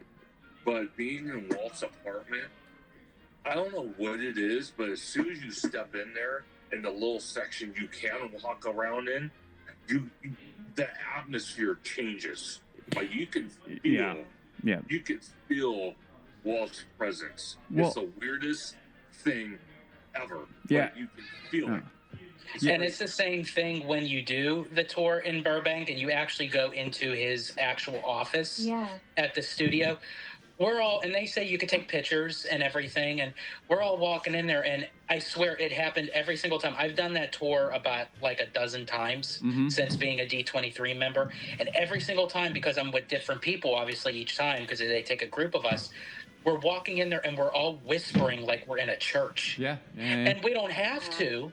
It's just, it's almost like that form of respect. Like, this is like a sanctum, and like we can't like disturb it, because they literally preserve the office of how Walt left it. Even though that they did move things, they did a refurb on it, but the way that they had placements of everything on his desk, his bookshelf, then over on the other side they had the piano where Richard Sherman played Feed the Birds for him, and it's just like, it's unlike anything that it's very hard to describe the feeling when you walk in there. But yeah, I would say his office in Burbank and then the apartment at Disneyland, those are two places that I think every diehard Disney fan should at least experience once. Yeah, and what I think you're highlighting, I mean, is the fact that this is why Disneyland is different. So I don't know if we had that same kind of question about any other park, in that there would be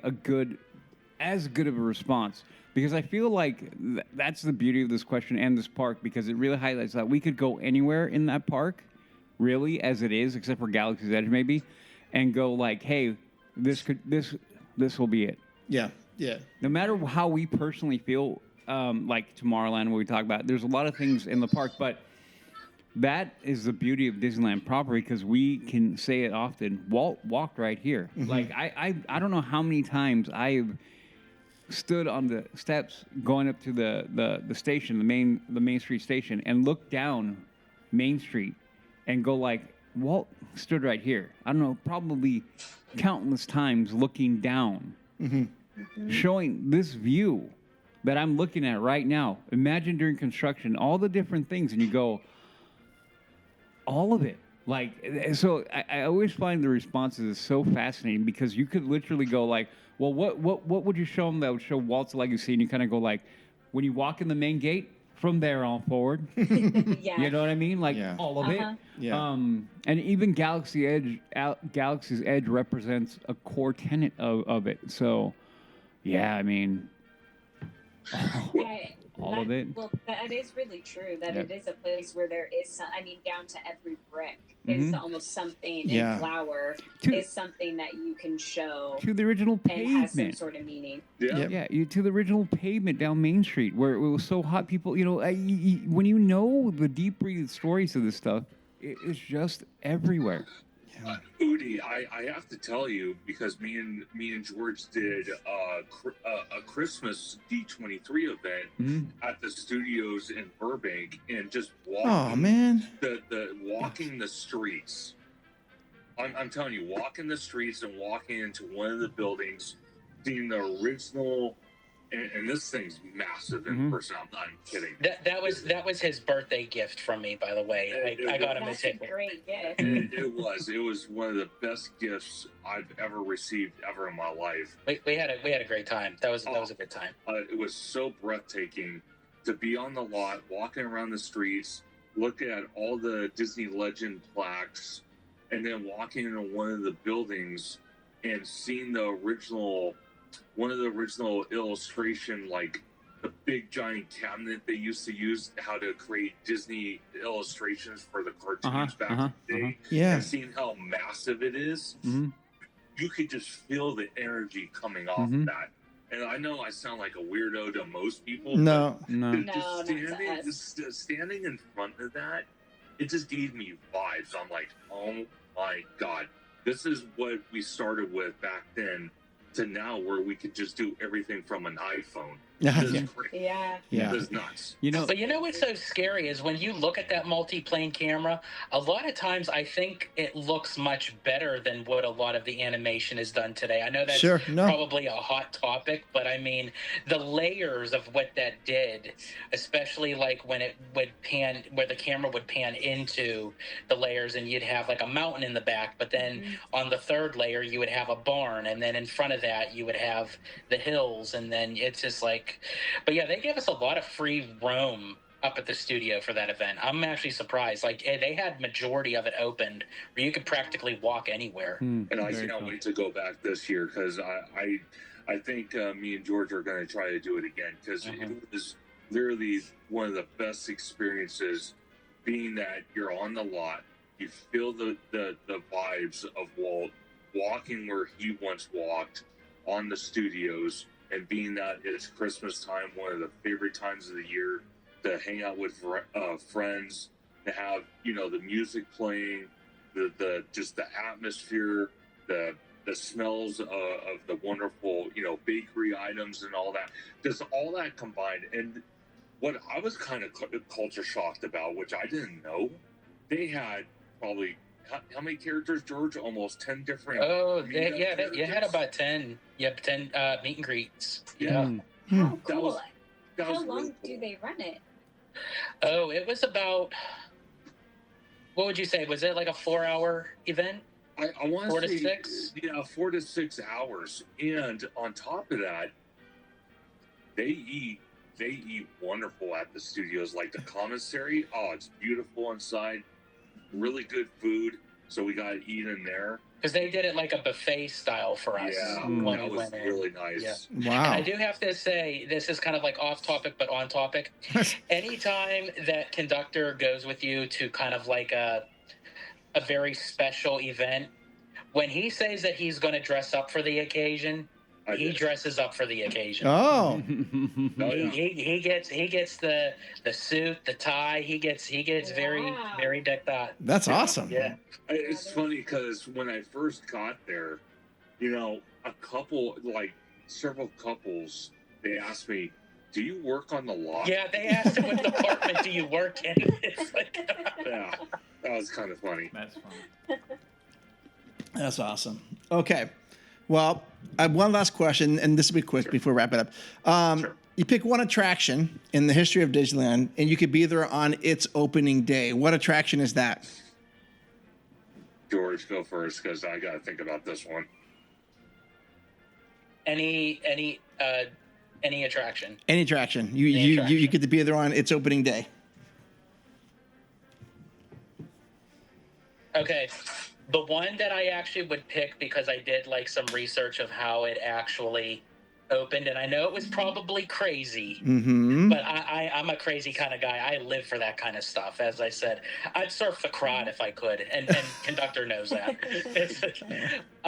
It would actually be Star Tours. Oh, I knew you were going to say that because Yeah. yes, Star It would be Tours. Star Tours because I remember watching, because I watch a lot of like documentaries and specials that were on Yeah. like ABC and NBC. I remember when they televised the grand opening, and they had all the celebrities there. They had the cast and everything, and it was like, and they had what was it? The park was opened for what was it? 24 hours. I think straight? it was. Yeah.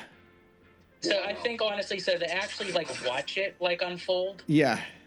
I would have loved to be a part of that history with Star Tours. That would, Interesting. yeah.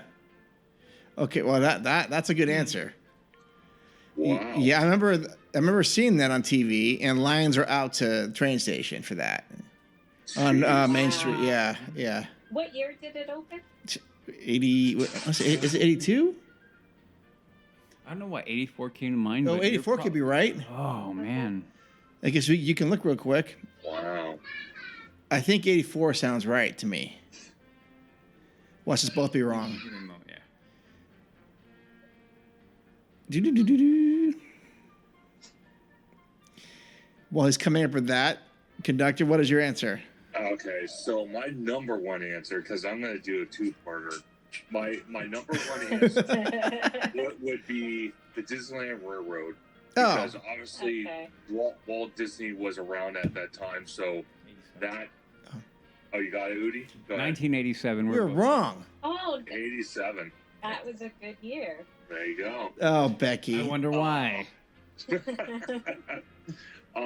But the Disneyland Railroad would be my number one because, like I said, Walt Disney was around. So Yes. to kind of be there and maybe get a moment of his time and talk to him, and kind of get a little insight to his creative mind at the time. Sure. With the limitations he had for the technology they had back in the day. That would be my number one. I would say a hard number two, though, would be the People Mover. Yes. Yeah. Yep.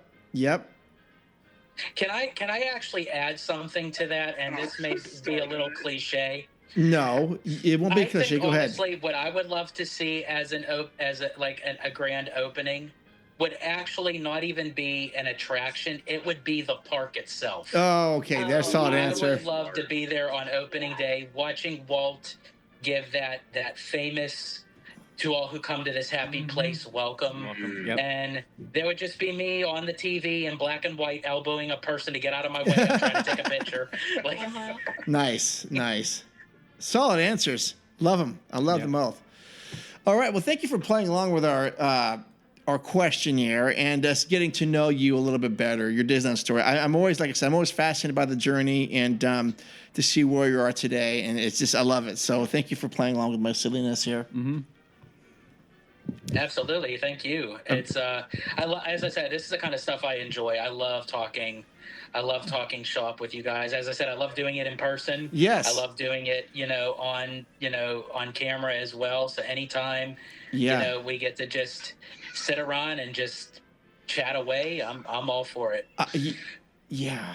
And go ahead, Conductor. No. I was just going to say I agree with George because one of the things I look at is, as someone that covers Disney and other parks as well, is I think for Walt, this is what he wanted.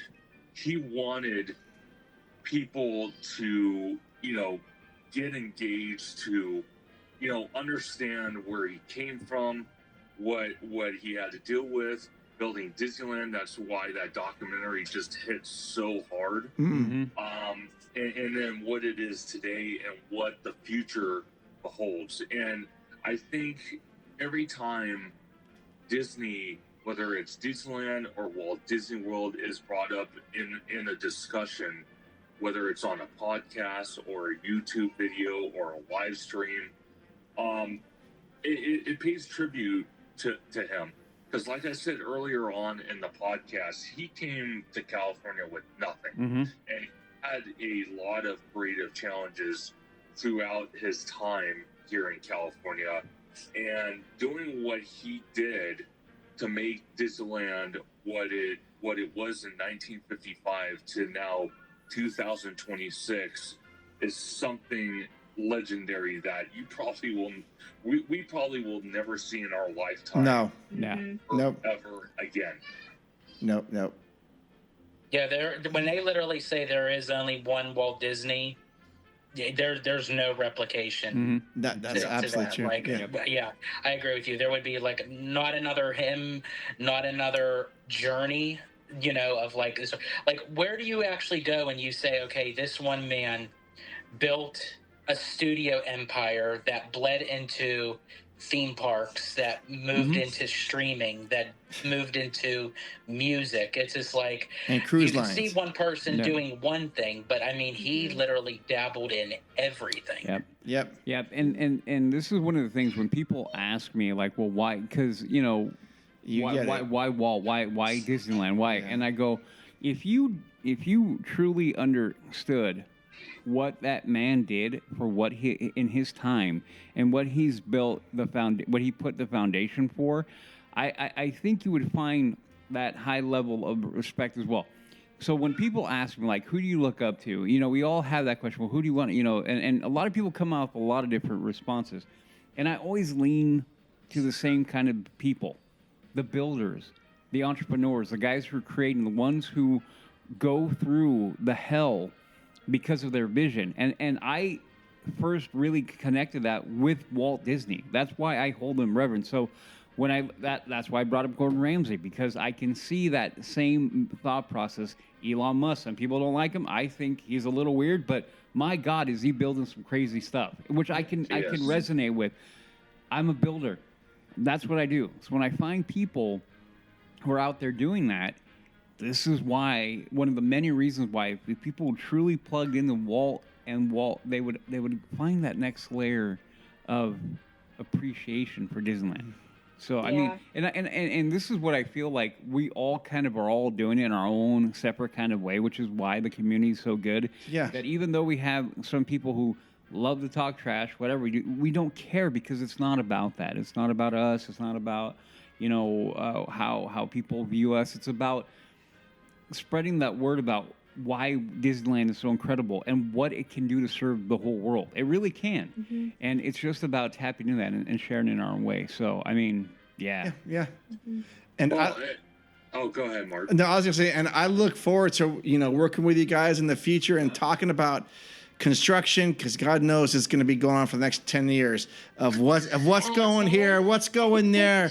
Maybe this is that. Maybe this longer, Mark. Yeah. So I look forward to just listening to all of you guys' thought processes and breaking it down. And I love that. No, 100%. And what Udi was saying makes sense, because when you look at, us as content creators, going to the park and explaining, what our experience is, because that's one thing I love is every single time you go, it seems like it's a little bit different of an experience. And again, that also ties into what Walt wanted. He didn't want you to go to the park, have a wonderful time, then come back, 6 months later or wherever the case might have been, come back and have the same experience. He wanted you to have different experiences, and that's something that also ties into Walt that I really love. Mm-hmm. And I encourage anybody that goes to the park and has the opportunity to go into the opera house and go see the Walt Disney show, or like George was saying, doing that paid tour where you go into Walt's apartment and you kind of learn a little backstory of the man. Because let's face the facts.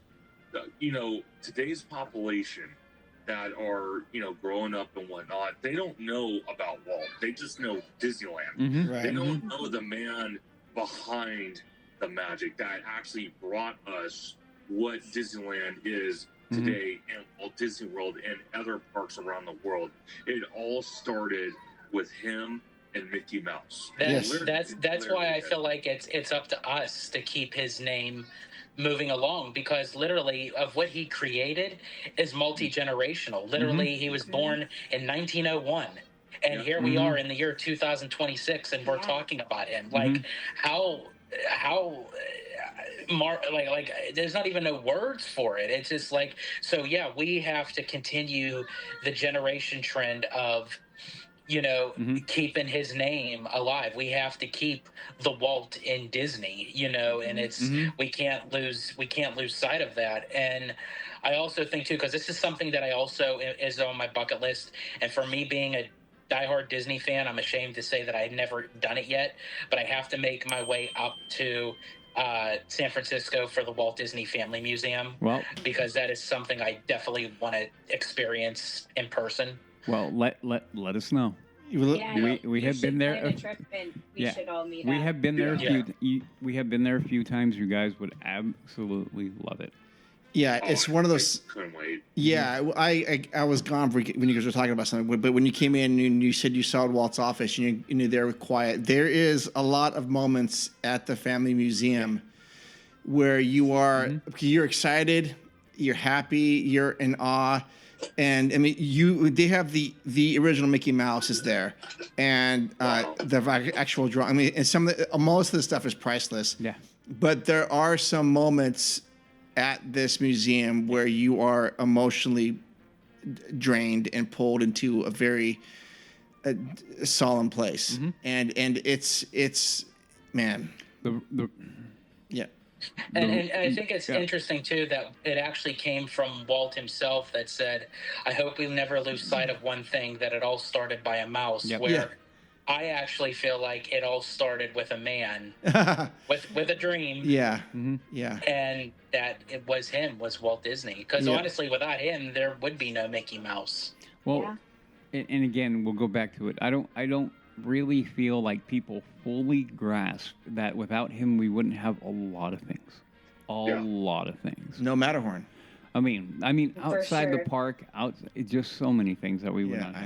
I know. Oh, definitely. Yeah. I totally agree with that. And even like in today's modern age, though, if you look at new technology, Udi, you even said so yourself. Not a lot of people like the man, but what he's doing Elon is Musk, really kind of generating, the AI and the technology of today and for the future. So again, Walt Disney back in his day in the early 1900s was doing exactly what Elon is doing today. And it really did influence a lot of things that we know and love, and we actually on day-to-day purposes. Yep. Well, even look at Steve Jobs with Apple. Yes. And I know, a lot of people may have their own personal feelings on him, but I just have to say, as a creative person, even what John Lasseter did with Pixar. Sure. And then working with Steve Jobs and Ed Catmull, and them coming up revolutionary, a new way of bringing animation out with Toy Story. And I feel like there's like certain people that come into this world that just have that gift. Yep. They are the people who push. Yep. They push open the door. Yep. And he's in my life, that's the one that's had the most significant impact. Yeah. Okay, Udi. So we're gonna wrap the show up, but we want to make an announcement. Yeah. So a couple shows ago, I kind of said that we had some stuff coming on. So This is what we got going on. Oh, what's that? We're going to be introducing a new segment on the show. What? Okay, and the show is titled "Walking the Park with the Disney Italiano." Now, so what it is is that our good friend George. Now, I kind of feel like I need to kind of give you guys the origin story for this little thing. It happened last day we were in the park, our trip, right? We had gone through. Someone's very excited about the new segment. She's happy. She can't wait for that segment. Yeah. We were finishing our day and our trip, really. And the weather changed. We're like, hey, we're going to go back to the room real quick. We had eaten. At Ballast Point. 2 out of 3. And we're sitting there and we're just talking about this, that. So, we said our goodbyes. We had said our goodbyes. We're going to go, and George's like, well, we're going to hear her fiance's coming. I'm glad she got out of prison. That was great. Yeah. And true story. True story. And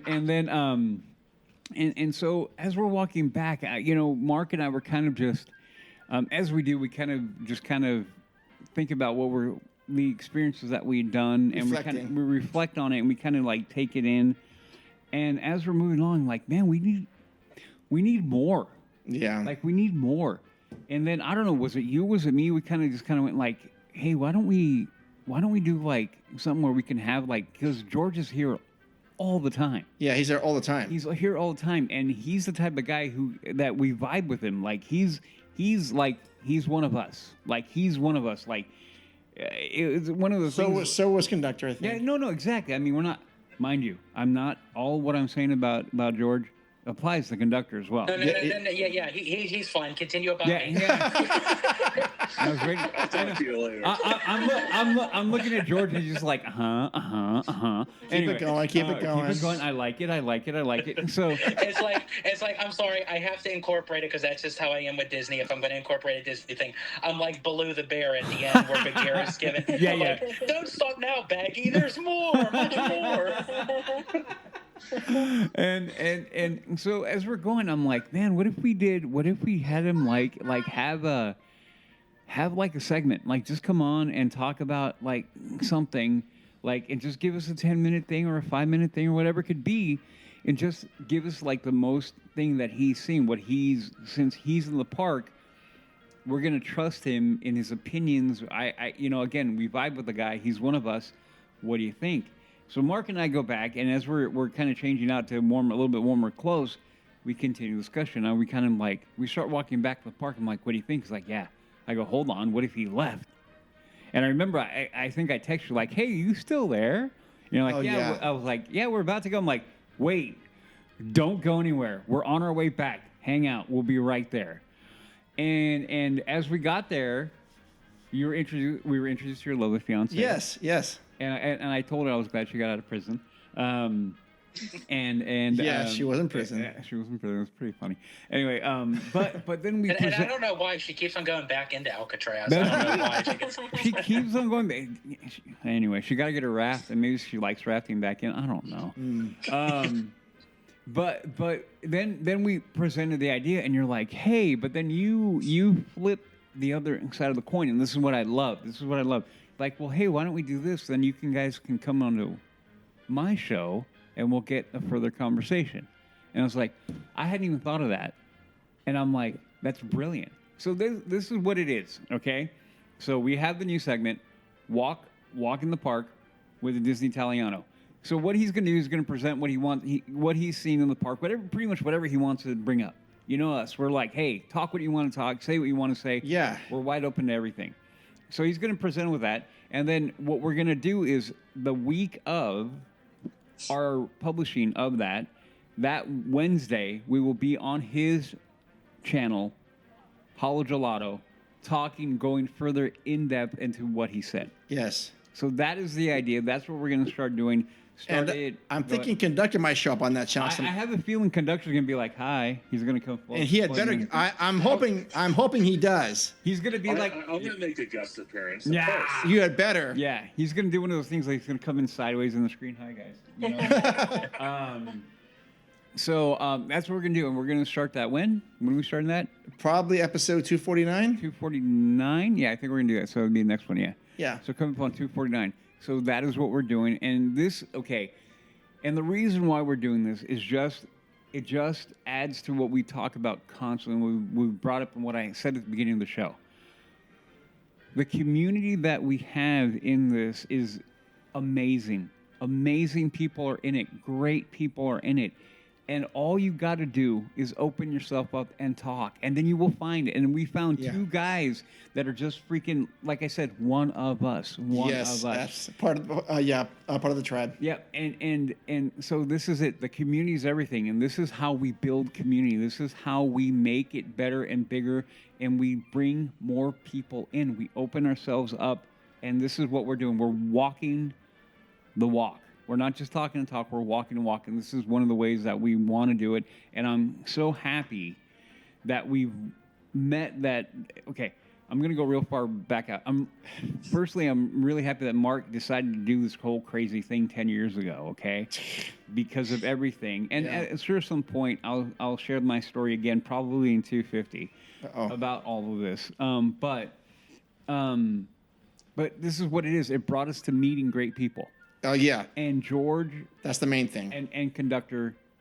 These are just two more great people. Absolutely. And we are excited to be just doing the stuff with you guys, and doing the stuff with you, George. So I want to thank you for doing that, because I'm super excited. Wow. Absolutely, and thank you guys for allowing me to, have a spot, part of your channel. You guys are a part of mine, and that's the great thing with community, and that's the about networking and what have you, and again, how we were talking about Walt Disney and how we all kind of interconnected, and even to Conductor, he was the one that introduced me to you guys. Mm-hmm. So it's like, it just comes like full circle, where it's amazing, like how things just kind of pan out that way. Mm-hmm. But yeah, I greatly appreciate the opportunity, the segment, and as I said, I can't wait to actually start it, get it kicked off, and then of course having you guys, all of you, everyone present, who all who come to this happy YouTube channel, welcome. Yes, yeah. Cool. Well, great. I'm stoked about that too, and I'm looking forward to see how this all works. And I think it's going to be great. Yeah, I'm very excited. All right. Well, come to the part of the show where we give our credentials. So let's start out with, ThemePark Conductor. That's for a moment. Are you flirting with 7,000 followers now, or 8,000? Well, again, I could have not done it without the LTP crew, Paulo Gelato, and many others that have made it possible. But currently, as of tonight, 7,872 subscribers as of the nice. Congratulations! Congrats, awesome. brother. I love it. And you literally just celebrated your 6K. Yes. So we're about to hit 8K. That's amazing. Buddy. 8K. And my goal is, by the time me and Paulo Gelato go for round 2 back at Walt Disney World next summer, I will hit that 10K mark. Yeah. Oh yeah, you will. You're on that. You're on that. Dude, you're going to be. Track. Yeah. By the time next summer 15? comes, if I had a guess, I'm going to say you'll be surpassed 15. You didn't hit 20 yet, but you'll be like right there. Yeah. Because something that I love, everybody, is one of the things I'm looking forward to is D23. Mm-hmm. Because again, like that lightning in the bottle moment on Main Street that George brought up early on, is that we'll be able to see everybody, from the West Coast, East Coast, Midwest, all over the place, and just vibe out and geek out and talk everything about Disney, see all the displays, talks amongst each other, and build new friendships. And that's what I love about this space. Mm-hmm. Like I said, you guys, Mark and Nudie, you guys reached out to me, and at the time, I could not be more excited to share my opinions with you guys. And I knew after the first time, and I think it was on this podcast actually, the first time doing a show with both of you, I knew right from the get that we were alike. Like that was just another group of individuals that is part broader, broader community that shares the passion, that loves what we do, and loves talking about things and kind of breaking things down. And that's something I associate heavily with you guys, with George, and so many others in our content space. And I could not be more happy to be part of that. Oh, man, killing me, you guys. Yeah, likewise. I mean, I'm so honored to be a part of all this as well. And we're going to talk more about this on the 2 and 50th. But I'm so. I mean, like I said, I generally, if you weren't on my show, I'd be watching you guys create stuff anyways, because I just get a kick out of your delivery. I get a kick out of the fact that you guys are on a lot and you cover a lot, and you're always willing to talk about very cool stuff. And even if I wasn't involved, I would still be. I do subscribe to your stuff, and just because I really appreciate the way you guys think. I appreciate the questions, and and I've listened to your shows many times, and you also extend the courtesy to your guests. You let them talk, and that's great in this format. And you guys are very passionate, and now, I mean, of course, you're very genuine people, and that's really that carries a lot of weight with me. Absolutely. Yes. So, LTP listeners and LTP family, please follow these two individuals, and you will become. You'll just fall along. I think you're gonna fall in love with their stuff, because it's just funny. I mean, I laugh a lot when I listen to you guys at work. I laugh when Conductor gets worked up about something. He like goes on his tirade, and I love George's takes on some things, and I go, yeah, that's pretty funny stuff. All right, so Conductor, where do people find you? Absolutely. Again, big shout out to LTP Lounge for their podcast channel, and next episode 249, and then the big 250. That's going to be a big show. Big shout out to Hollow Gelato and just everybody in our content space. I love you all, but you can find me on YouTube, Instagram, and Blue Sky at ThemePark Conductor, on X at Theme Conductor, TikTok at ThemePark Conductor 1, and every Sunday at 5 or 7 p.m. for Conductor Sunday live stream, where we have amazing guests like the LTP Lounge crew, Mark and Udi, my favorite co-hosts in the world, that we do 12 hours. Mr. Hollow Gelato himself, Mr. Two straws and one drink, co-partner.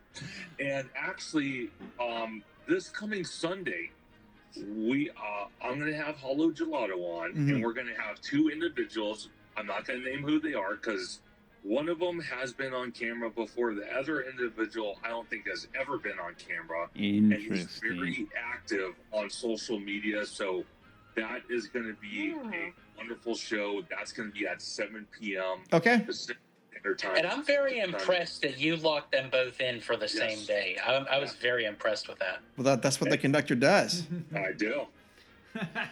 All right. So ThemePark Conductor, please, LTP family, follow him. Now, George, the Disney Italiano. Where do people find out you?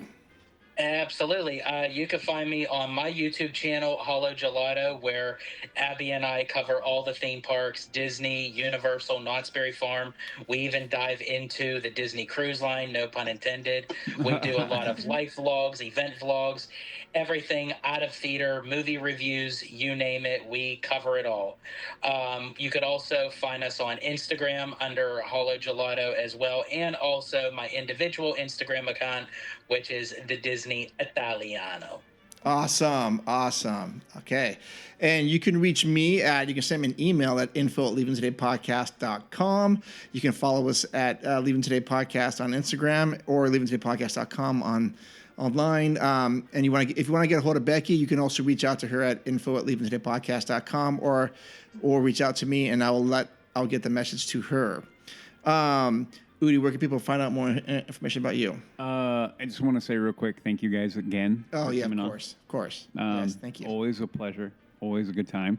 You can find me on my other podcast, The Mando Show, which is, if you guys don't know, it is my brother, my good friend Chad, and our other friend Joey, and we talk Star Wars on there. We have our review for The Mandalorian Grogu, and we should be sitting down and record, I think, this week, maybe next week, for our kind of state of Star Wars conversation. You can find me there. You can also find me, obviously, every Wednesday night on the LTP Lounge on the YouTubes at 6 p.m. Indie time there. And you can find me on my Instagram page, which is HAXGOALIE, Haxgolian. I respond to my DMs there.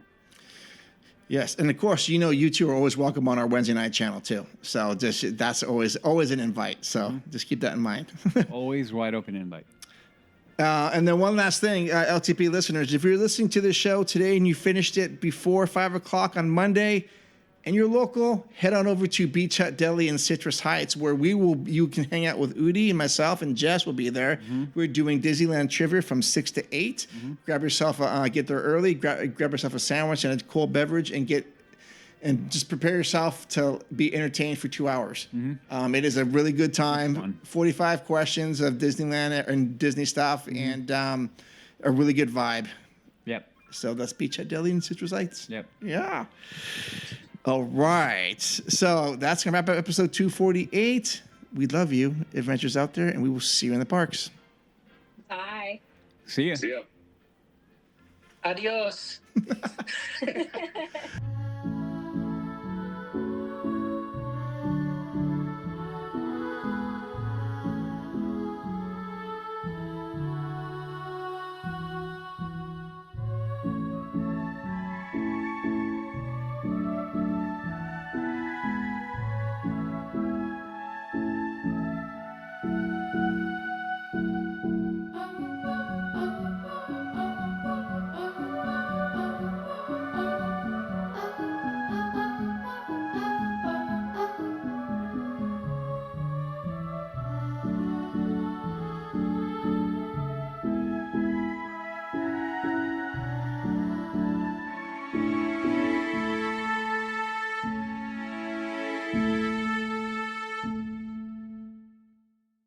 Time he tightened it up. He tightened it up. It was very good.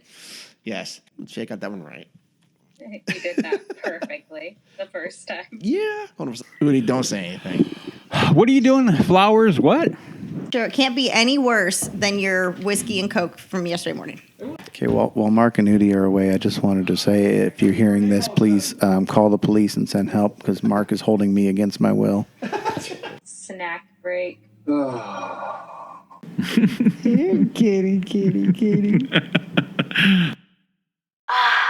It's like a breath of fresh air. Boy, was my face red.